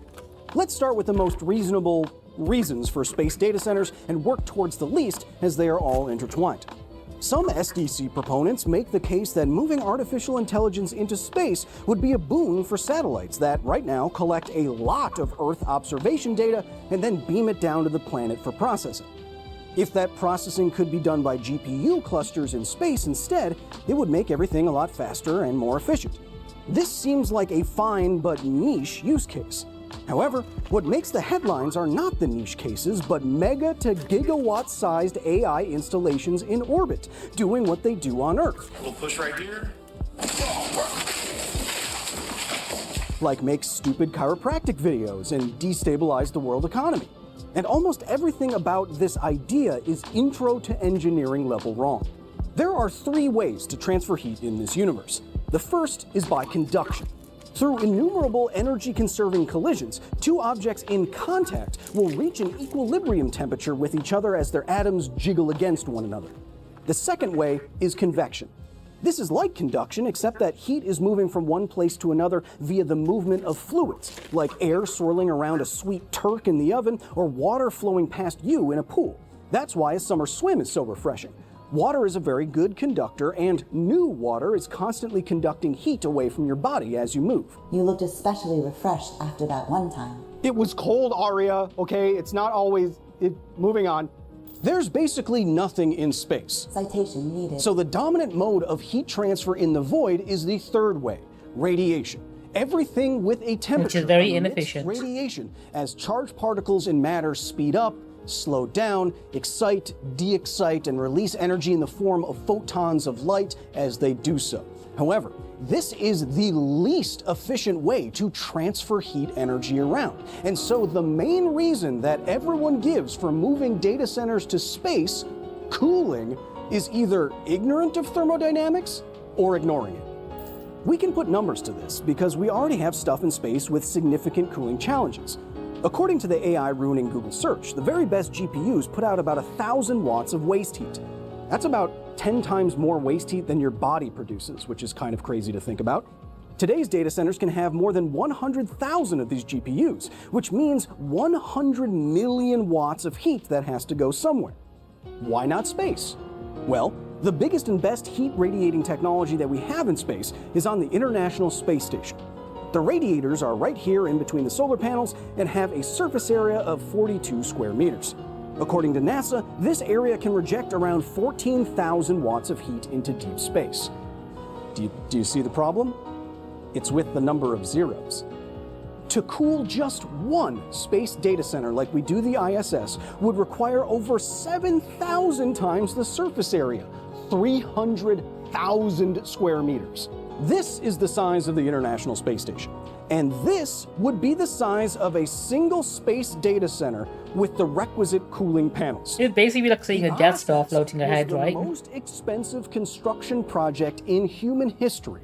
And you're telling me that to solve the AI resource problem, we're going to put hundreds or even thousands of these monstrosities into orbit in 5 to 10 years with current technology? I mean, it's so stupid. I support Elon doing it so he can fuck around and find out. Shouldn't we at least move AI data centers to space so that they can have infinite sun energy and not use any of our energy on Earth? Actually, Fun Voice, no. And for the same simple reason. Surface area. Most of you have never been to space, but that doesn't mean that you don't know how heat transfer in space actually works. In fact, I'd reckon that many of you have had first-hand experience with it. Case in point, this is a thermos. This is my Yeti thermos. It's fantastic. You can also get these cool Demon Core and nuclear waste warning sign stickers at shop.kylehill.net. Anyway, how a thermos like this can keep ice cubes ice for like 24 hours is the fact that they use the vacuum, just like space has. So inside of this Yeti thermos, you have 2 stainless steel walls. In between those walls is nothing. It has been evacuated of air. Now, because of this, there is no physical medium through which you can have conduction or convection. So on the inside, on the inner wall, you have... I mean, that's also how double glazing windows work as well. and then you have this outer wall exposed to the environment. Space between them that prevents the heat from escaping. Is effectively the vacuum of space. Heat can only transfer through radiation, meaning that heat transfers very slowly, meaning that your water stays cold. In fact, I've done some calculations about heating and cooling in space before, and I think it would take the human body, which is mostly water, like over a day, if not many more days, to freeze all the way through if you ejected a body into outer space, which hasn't happened yet. Anyway, it's fun engineering examples like this that brings the void a little bit closer to the vacuum that is your mouth. That's how you drink stuff. You create a vacuum in your whatever. Ah, I forgot to put ice in it. You get it. Yes, there's a giant fusion reactor in the sky, but getting power in space isn't exactly a walk on cake, or whatever humans say. Solar power is good, but it requires a lot of surface area, and the panels themselves are heavy, and that makes them expensive to get into orbit. Chemical fuel is very energy dense, but it's also very heavy and therefore expensive. You're going to say something about nuclear power now, aren't you? No, Arya. Even the nuclear technology that we currently have in space, radioisotope thermoelectric generators, are relatively weak in the amount of electricity that they can produce. So how are we going to actually make all those short films that get ratioed on Twitter by moving those hot giant racks to space? Excuse me? GPUs, Arya. What did you think I meant? The best comparison is again the International Space Station. It has the largest solar panels ever deployed in space. 2 1,000-kilogram retractable blankets of 33,000 solar arrays each. These engineering marvels can produce 200 kilowatts of power in direct sunlight. An NVIDIA H200 GPU draws 700 watts at full slop. It's a scam sign, it's 100%. Understand physics to do the simple math here. But considering how often Elon's spaceships, like rockets, blow up, I think it's one of the funniest things that could ever happen. So I fully support Elon trying to send data centers to space using his rockets. Just because the idea of seeing data centers getting blown up by Elon is fucking hilarious. You're telling me that in the next few years we're going to successfully launch nearly 500,000 kilograms into space per data center safely, efficiently, and economically? Really? Really? Really? This is not a serious idea for serious people, and honestly, it's exhausting. We are constantly stuck in a loop of some guy with too much money proposing something ridiculous, and we all have to waste our time hearing about it, the news has to waste their time covering it, and scientists have In fact, the ones that are set up as well are also illegally polluting the environment, like with fumes and stuff. It's just... Deep breaths, big man. They're just breaking laws and getting away with Why it. don't we talk about radiation? You love that. Oh yeah, good thinking. Radiation in space may not immediately incapacitate astronauts, but if space data centers are to constantly and carefully process terabytes of data in the void, radiation in space and in orbit is going to be a real risk to sensitive electronics and data integrity. An unstoppable solar storm wiping out the majority of humanity's compute in just a day seems like a bad thing. And the shielding against that thing is going to be heavy and therefore expensive and therefore hard to get into space. Honestly, space is Yeah, pretty much, yeah. places where I'd want the majority of humanity's digital throughput to be. It's hard to get stuff there, it's hard to power stuff there, it's hard to maintain stuff there, it's hard to move stuff there out of the way if debris is heading at By the time legislation catch up to like making things illegal and stuff, it'd be too late. They've already scammed everyone. Monstrosities with these giant panels so many times larger than the International Space Station. Why are we still talking about this? Sorry, I was slop mopping again. Look, data centers in space is a fun idea, but it's a sci-fi idea like space elevators or Dyson spheres. If all of the oxygen wasn't continuously being sucked out of the room by money vampires, we could entertain better ideas. For example, some companies are looking to put AI data centers at the bottom of the ocean, where it's really cold, there's excellent conduction and convection, and there's near infinite water for cooling. But they're being drowned out by all this other stuff that we're forced to hear about, or, and this is just a thought, we could not cover the entire world in GPUs that we don't want. but what do I know? I mean, that would be great, because then GPU prices won't be so fucking high. Administrator, the antimatter ramjet Venusian apartment levitator is ready for testing. You'll see. In 5 to 10 years, we'll have them. I'll talk about it on a podcast and get $1 billion. You'll see. You're just not kind of playing the chess that I'm playing. I'm playing. Legit, the people who think Elon is a genius just hear him talk, saying shit on a podcast, and they think, wow, this guy's so smart. He's talking about all this sci-fi shit. That's all he's doing. He's talking about sci-fi shit. He's not going to do any of it. It's literally just PR and marketing to get people to spend money on his products. If you want to join the facility, if you want videos early, if you want to enter our private Discord through the blast doors, if... Alright, they're talking about God of Woke. By Uber Eats, which means we'll have an ad from them somewhere in the middle of today's video. I've had to keep this secret for several years, but it is finally out in the world. God of War. Wow. Bay.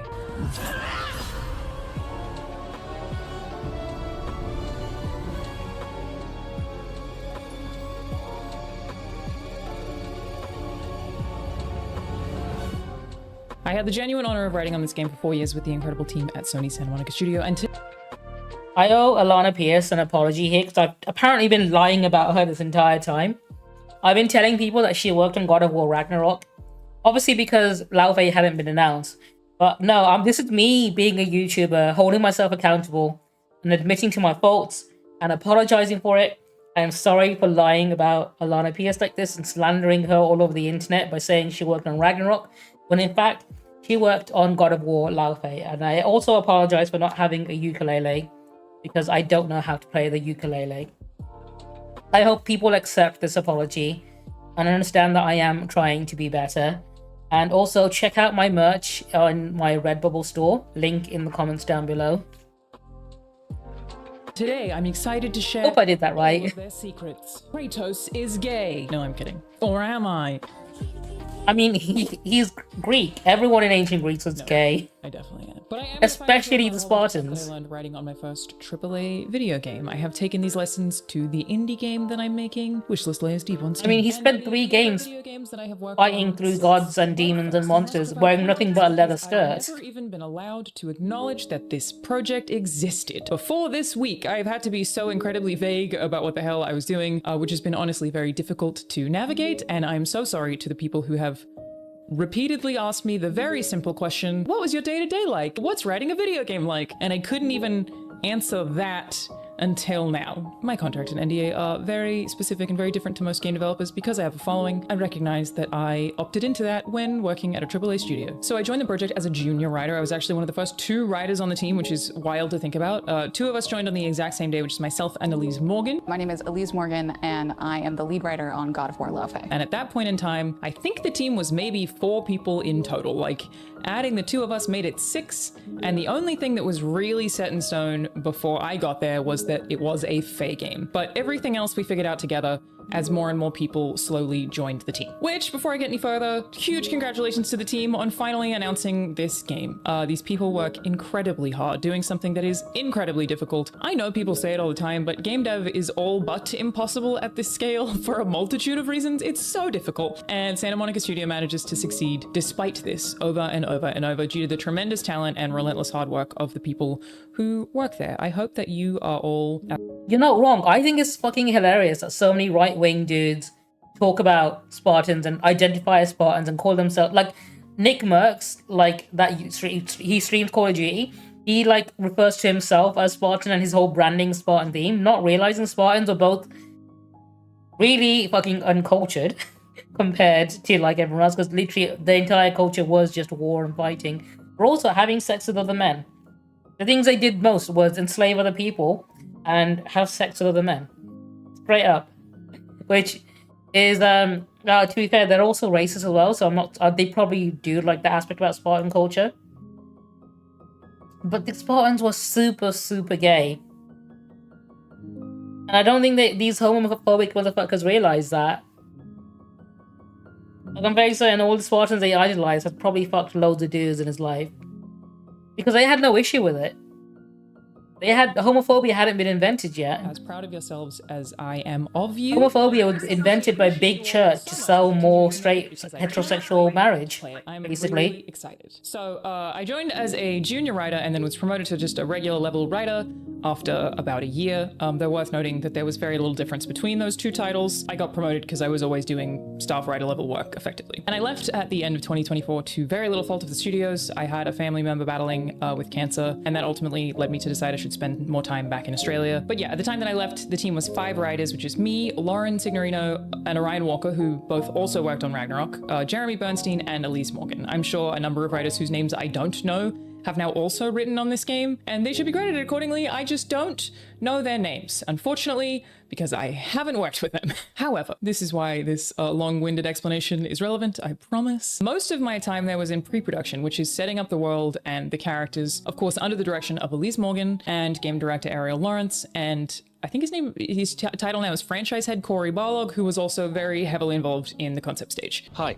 I'm Corey Barlog, head of creative at Santa Monica Studio. I would like to introduce Laufey's game director, Ariel Lawrence. They are still the ones ultimately making the decisions. I believe Ariel Lawrence has actually worked on the game since the very first God of War game. Do so in no small part by presenting ideas, coming up with characters, story beats, levels that ultimately serve their vision or their idea, which was such an incredibly fun job, by the way. The early parts of development, where it was just this tiny group brainstorming together all day, every day, pretty much, was one of the best professional experiences of my life. It was so fun. If you watch my streams at all, you already know that I'm a regular customer of today's Unfortunately, I'm going to skip past the ad read, Alana. One who originally pitched Begsy, the big red guy that you saw in the gameplay, and I did a bunch of early character work for him. Rue came from Elise, I believe Sekhmet was Lauren, Frank was Corey. I think those are all of the name characters in the gameplay, but yeah, huge part of the job is just coming up with what the hell the game is. While I did write, I think, 3 levels worth of dialogue. I might be forgetting something. What I'm saying is it was at least 3. There could be more than I don't remember. I would not be surprised if a lot of that specifically has changed, as is the nature of game development. The people who are working as writers there today are having to do much more of the dialogue-focused work, which is why I'm not really going to talk about that here. I'm sure I'll point out the levels and lines or whatever that I did write when the game is out.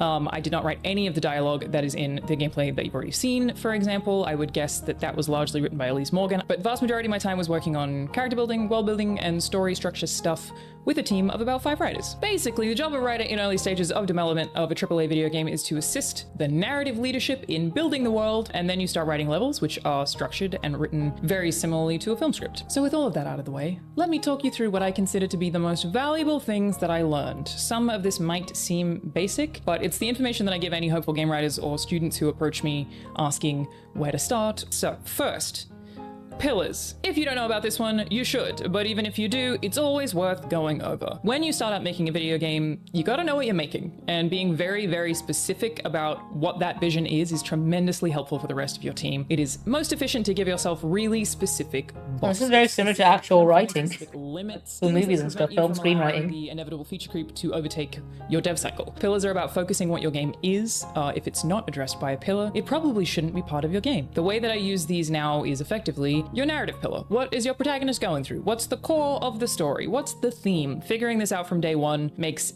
everything that comes after so much easier. If one of the writers isn't sure how to approach something or how something should feel, for example, does the pillar answer it? In most cases, it should. And I do often think back to a thing that Corey said for this pretty often. He basically asked the question, what is the scattering the ashes at the top of the mountain moment? Which is basically, what is that constant goal your protagonist, and thus your player, is working towards in your story? How can you tie every other thing that they do into that goal in some way, even if it has to be vague, so that they always have motivation, so players always know where they're going, even when they're side questing? What is the drop the ring in the fires of Mount Doom? Basically, starting with pillars and really narrowing them down and locking them in will make however many following years of game development you have much easier in many ways.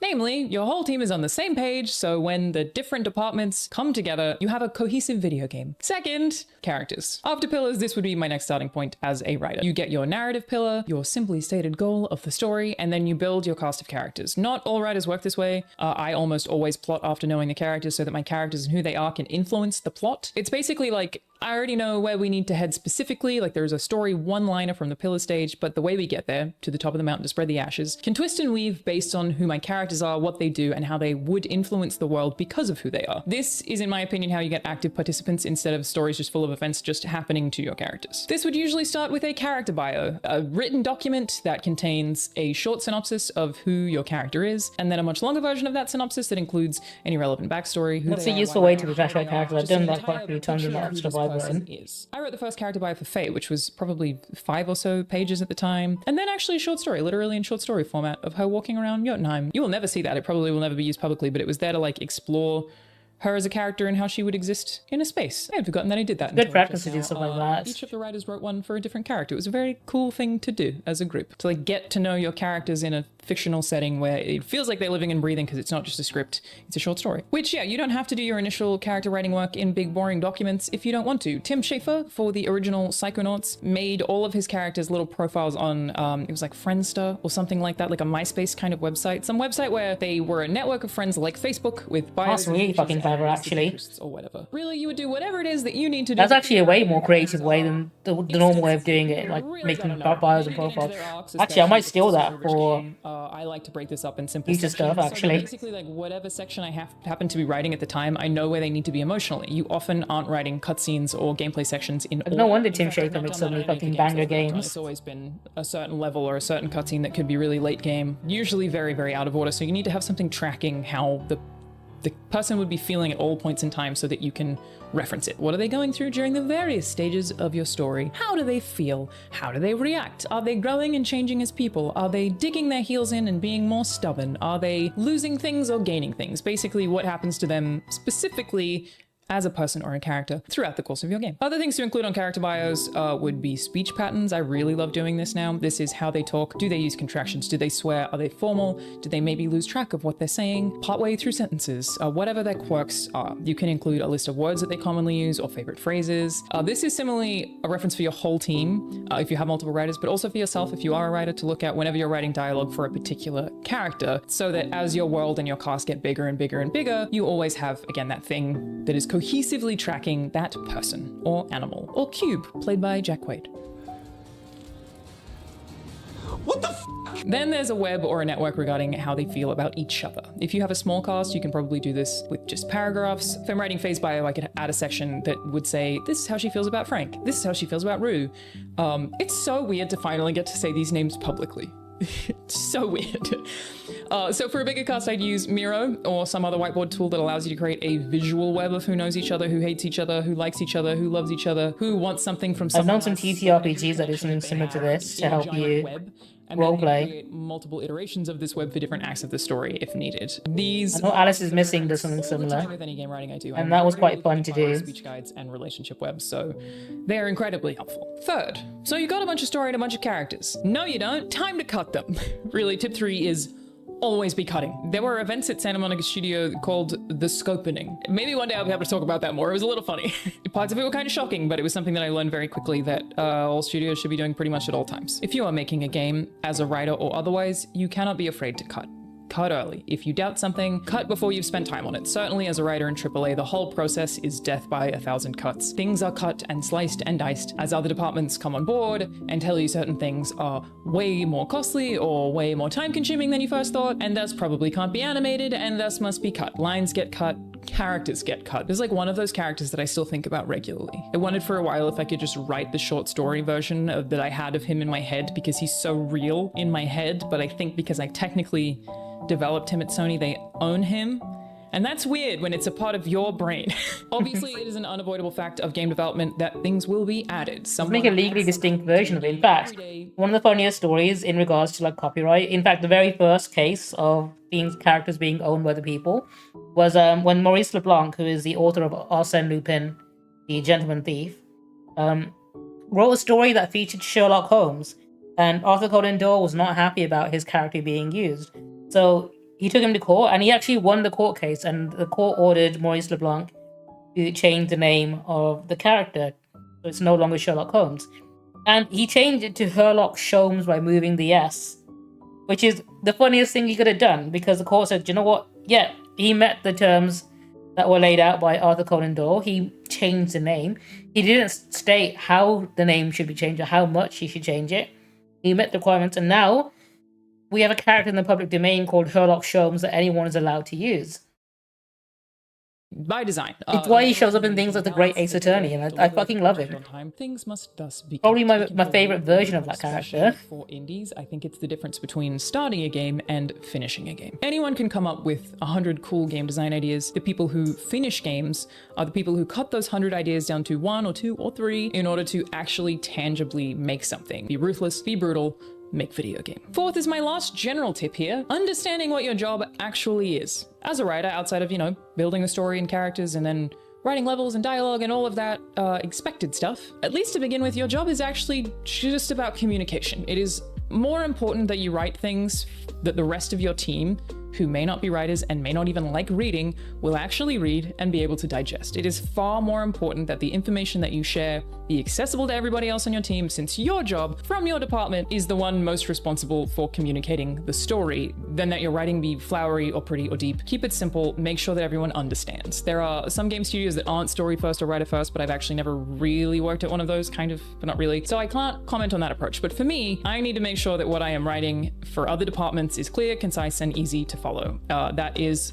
a way more important part of the job than I ever would have guessed, even though it sounds like a no-brainer. 4 layers deep in building our world history and our lore, which informs why different parts of the map look the way that they do and are populated by whatever creatures they are. I wrote a 13-page short story that is written almost in a kid's storybook kind of way. It's broken up into eras of our world's history, of which there are 6, and written in a way that is intended to feel like a story you are being invited into, so it's still fun to read rather than a factual Wikipedia page style history doc. I don't intend to ever release this document publicly. Its entire purpose is to condense the pages and pages and pages and pages of notes that I madly scrolled together when building the story of this world into a way that is far more digestible to my team and hopefully more inspiring, because that's also a big part of the job. You are giving those people a story and a world and characters to connect to strongly enough that they're inspired to stick with them for however many years it takes to develop the thing. These people will be building this world for thousands upon thousands upon thousands of hours. So a lot of your job is writing for the team, with the team, consulting the team. The writing department, the writers at Santa Monica Studio also work really, really, really close with the narrative designers, who are also a really, really wonderful team that I loved working with. So basically everybody has input on story and narrative, level designers, animators, everyone there really, really, really cares about story. So pretty much every single department is giving feedback on that all the time. It is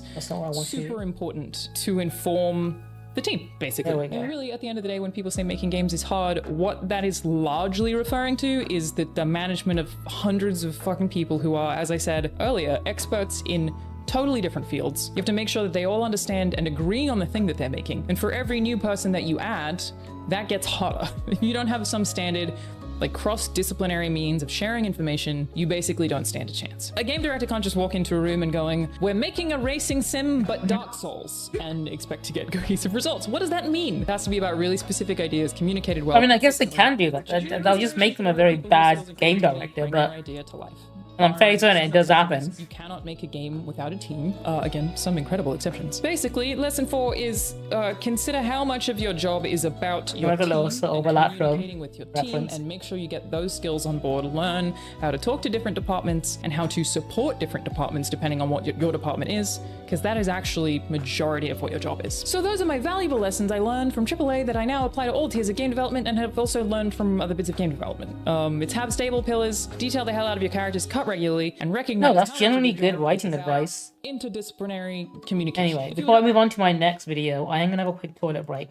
But this one specifically is about Watch Mojo and some controversy they've recently found themselves in.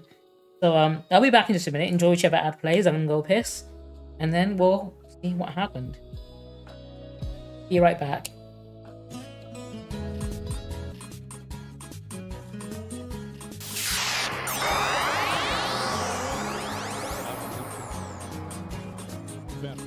You generally think only fat people can shower. That's why you've never showered. I think all these also the same time. You also think only fat people sweat. And that's why fat people should shower.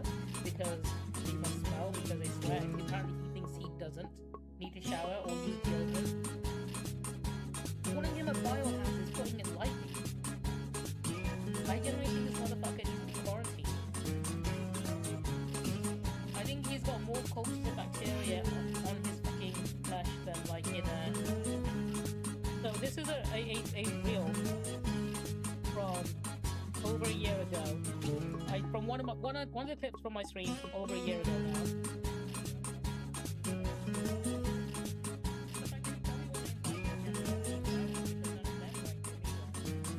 turns out I was right. As you can see here, in this email from Elon asking him to go to the island and not being invited. This is a joke I made just offhand. I'm based on the fact that this man clearly has no friends that want to hang out with him.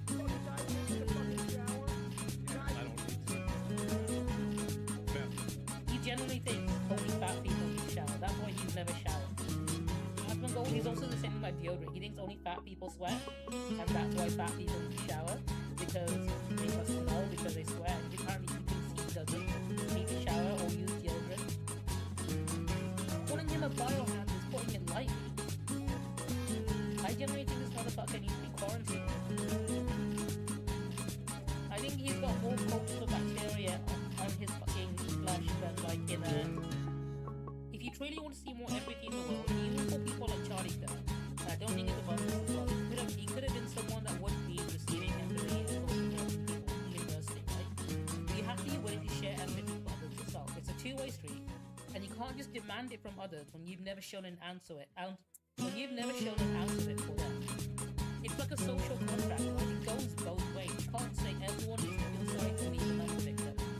But the moment the exact same thing happens to you, I will be making memes and jokes and posting about it all day.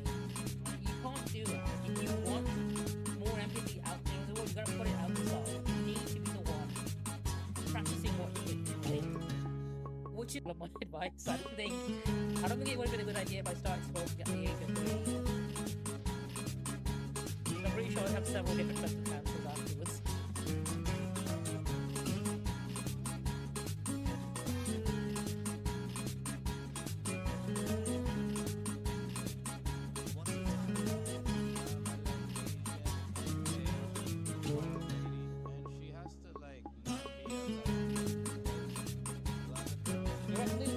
Lesbians before they met him, or they tell me they were lesbian after he tried asking them out? Tens of thousands. There are tens of thousands of lesbians in Japan. They love white men. I hear this online for a long time. And, the truth is, they don't care about nobody. You can't get a white man. This is actually like a subculture of incels. Usually referred to as passport bros, where they believe that they can go to a foreign country, right? And on the virtue of being a white man with an American passport, I think women will flock to. And this guy has learned the hard way after tens of thousands of women telling him that they're all lesbians. But maybe it might not work that way. Maybe every single woman he's never spoken to is a lesbian.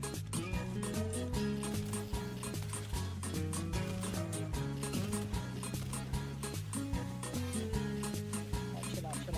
Let me. Whoa there. Okay, there we go. God damn it, let me, oh my god, I just want to pull the chainsaw, holy shit. Why does everyone get a turn with this thing apart from me? Mom said it's my turn with the chainsaw. God damn it, not like that.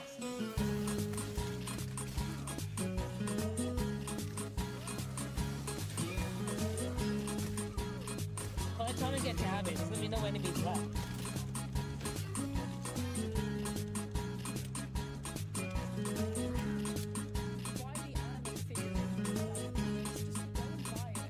It's really sad because I've got a Facebook page, right, and I post my own original content on there, my own original memes, which do really well. To the point where people see them, which, fuck it, whatever.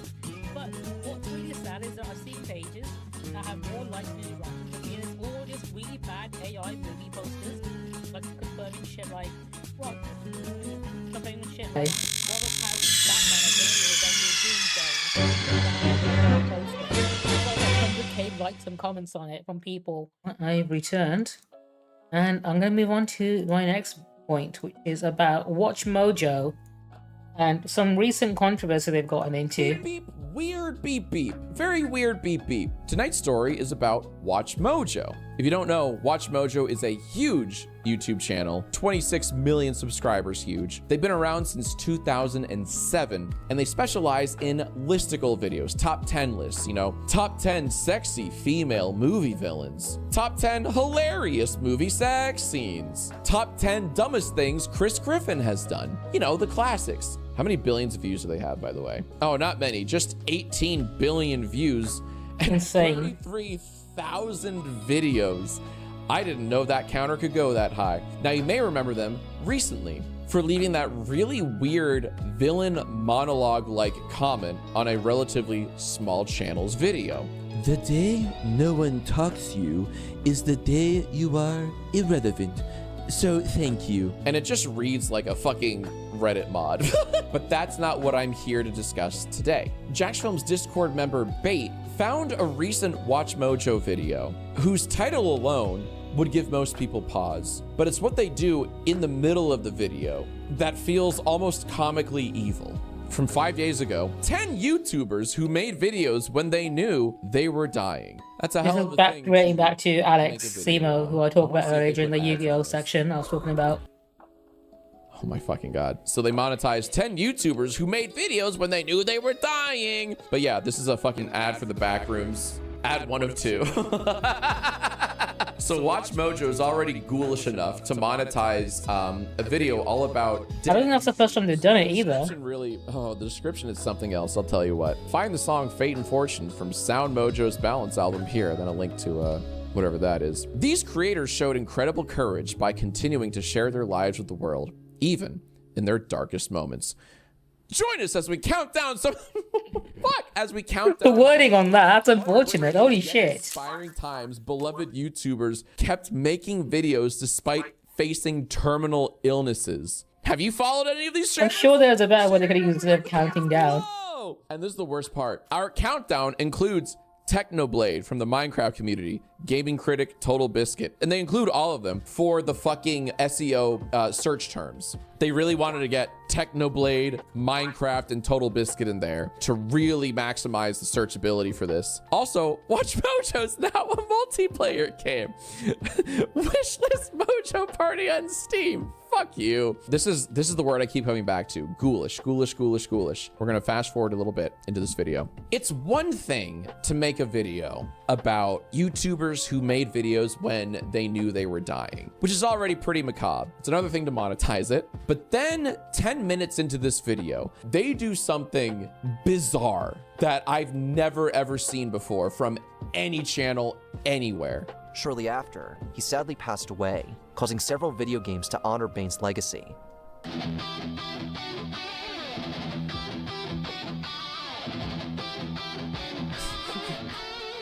Before we continue, check out this single from Sound Mojo's album Balance. Classical music reimagined as rock, hard rock, and metal. Pretty sure that's all done with AI as well. And album below.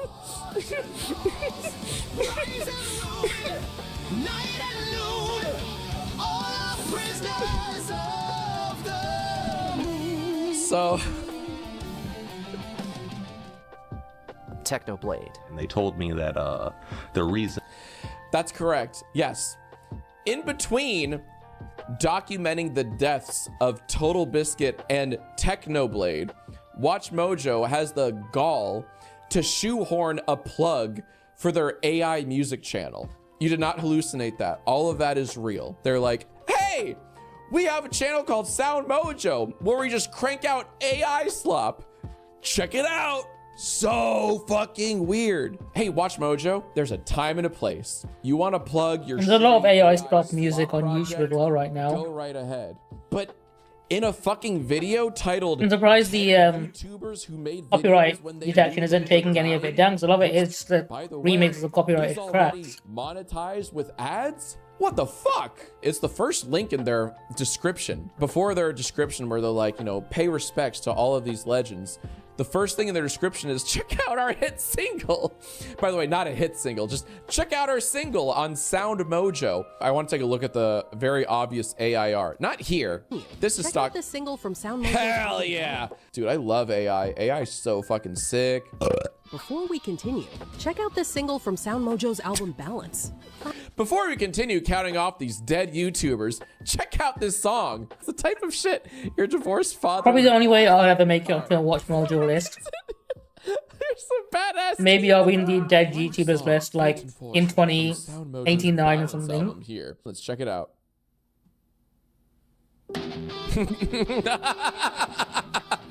So yeah, it's like an epic, you know, metal rock version of O Fortuna Carmina. Da, da, da, da. Da, da, da, da. Da, da, da, da, da, da. It's that song you've heard a billion times before. I don't know why anyone would ever pay for that kind of music when you can just use AI to generate it yourself. Why would you pay for anything AI at all? Comments are wondering, like, is this AI? Is this AI? Is this AI? Gold fills the chalice, wine fills the veins. Who sang this song? Who is the singer of this song? So if you go to the description of this video, there are credits, lyrics, concept, and direction by Ashcan. Editor's note, I believe this person is also the CEO of Watch Mojo, and I believe is the writer behind a lot of the comments we'll see in today's video. So keep that in mind. Sound architecture and music orchestration by Joe Pacheco. Video created by Derek Allen.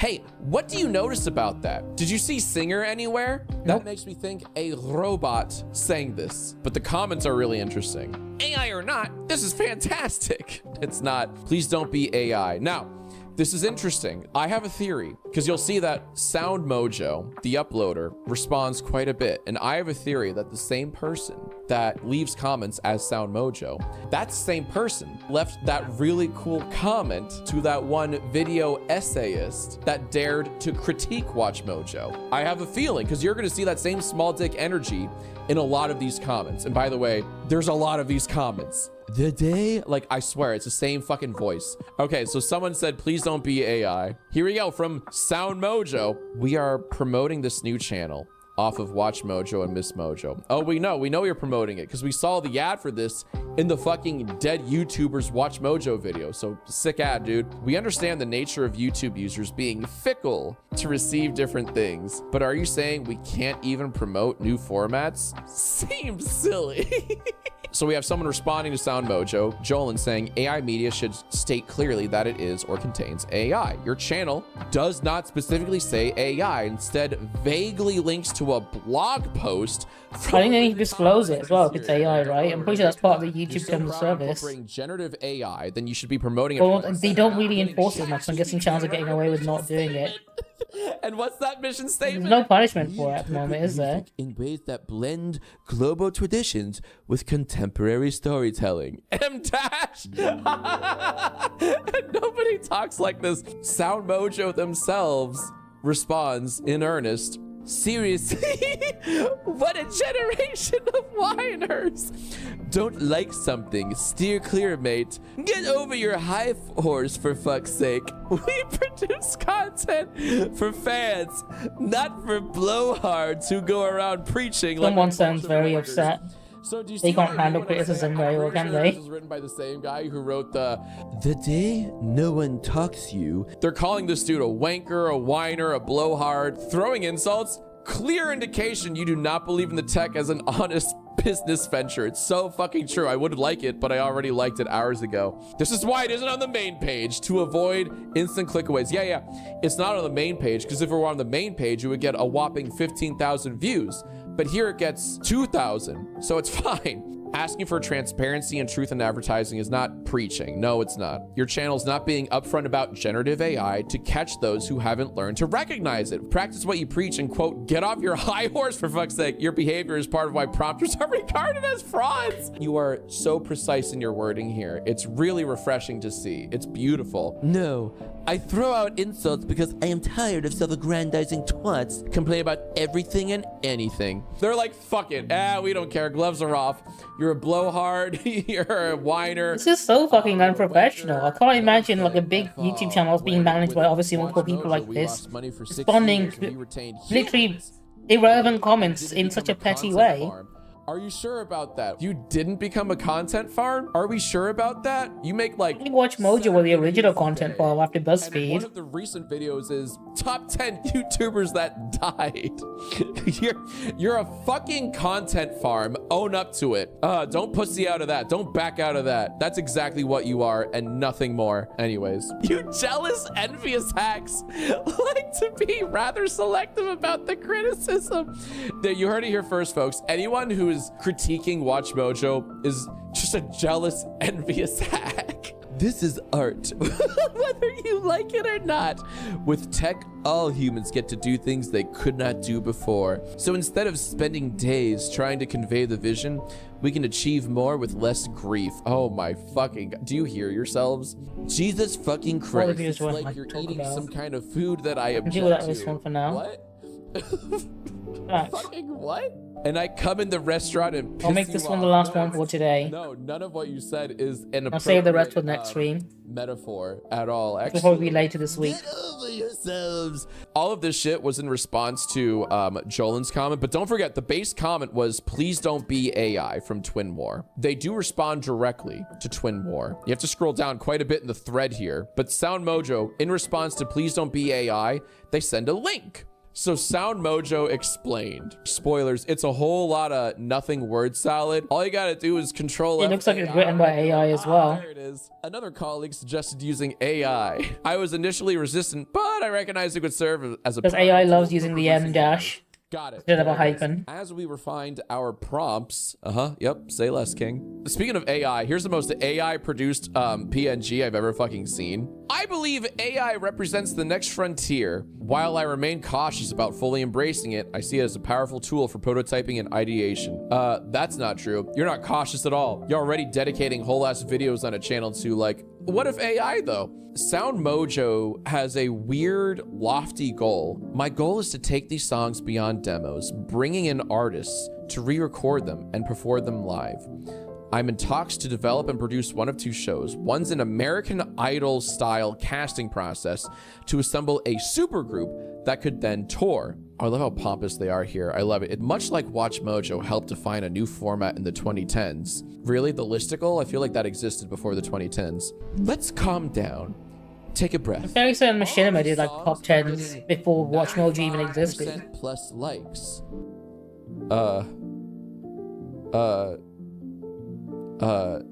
No, they're fucking not. And there's another dislike. You fucking pompous, incorrect, factually wrong assholes.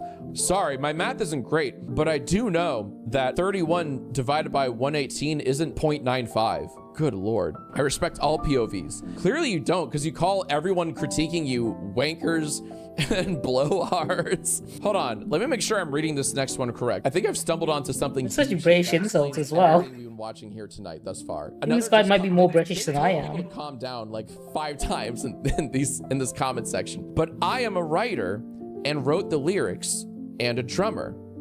I have a guitar, but I'm clearly too lazy to practice guitar. Huh? So you admit you're lazy. Did I read that correctly? Am I going nuts, or did I read that correctly? And that they're literally admitting, like, I have a guitar, but I'm too lazy to practice guitar.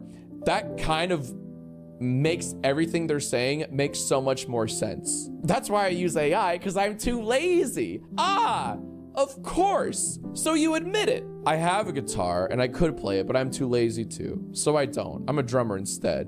That's why AI rules. That's so fucking lame. They're literally admitting, like, I mean, I could learn an instrument, or I could just use AI and fake it. Oh my God. Yeah, it's a bit of a slip, dude. Can't wait for Slot Mojo's talent show to turn my drinking water brown. So Reth Dragon writes, sadly, this is AI. Please do not promote AI songs. And Sound Mojo, of course, they have something to say. I don't get why if they loved AI so much, why do they fucking pretend it's not AI? No one is hiding it, mate. And they link to that article I showed you. That's just like, I was dubious about AI at first, but now I think it's quite based and epic. We're gonna... Right. Watch this. Let's chat. I think I'm gonna wrap up my stream here. I've talked about a good number of things. I've got some video to edit. And I will be streaming later this week. I'm gonna play some more Death Stranding, which I need to get back to doing. Let's have a look. Who would I want to raid out to? Got a good few options. I think I know who I want to. Let's have a look.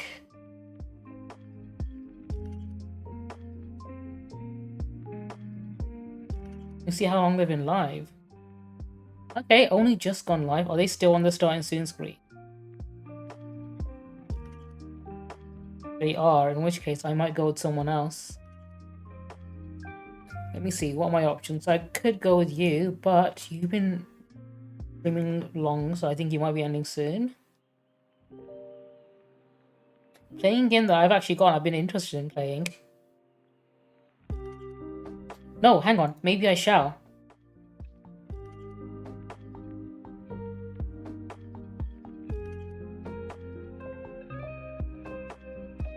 Okay, I'm gonna send you to Tori.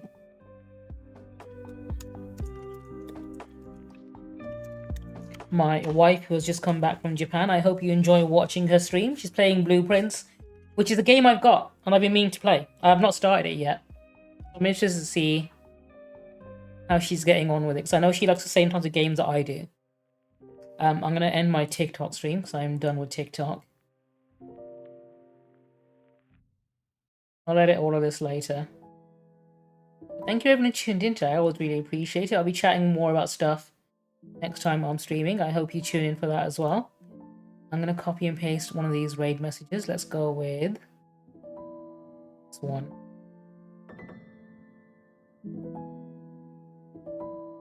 I'm very interested to see how she finds Blueprints. But anyway, I'll see you next time I'm live. I hope you enjoy watching Tori. Sayonara. Sayonara.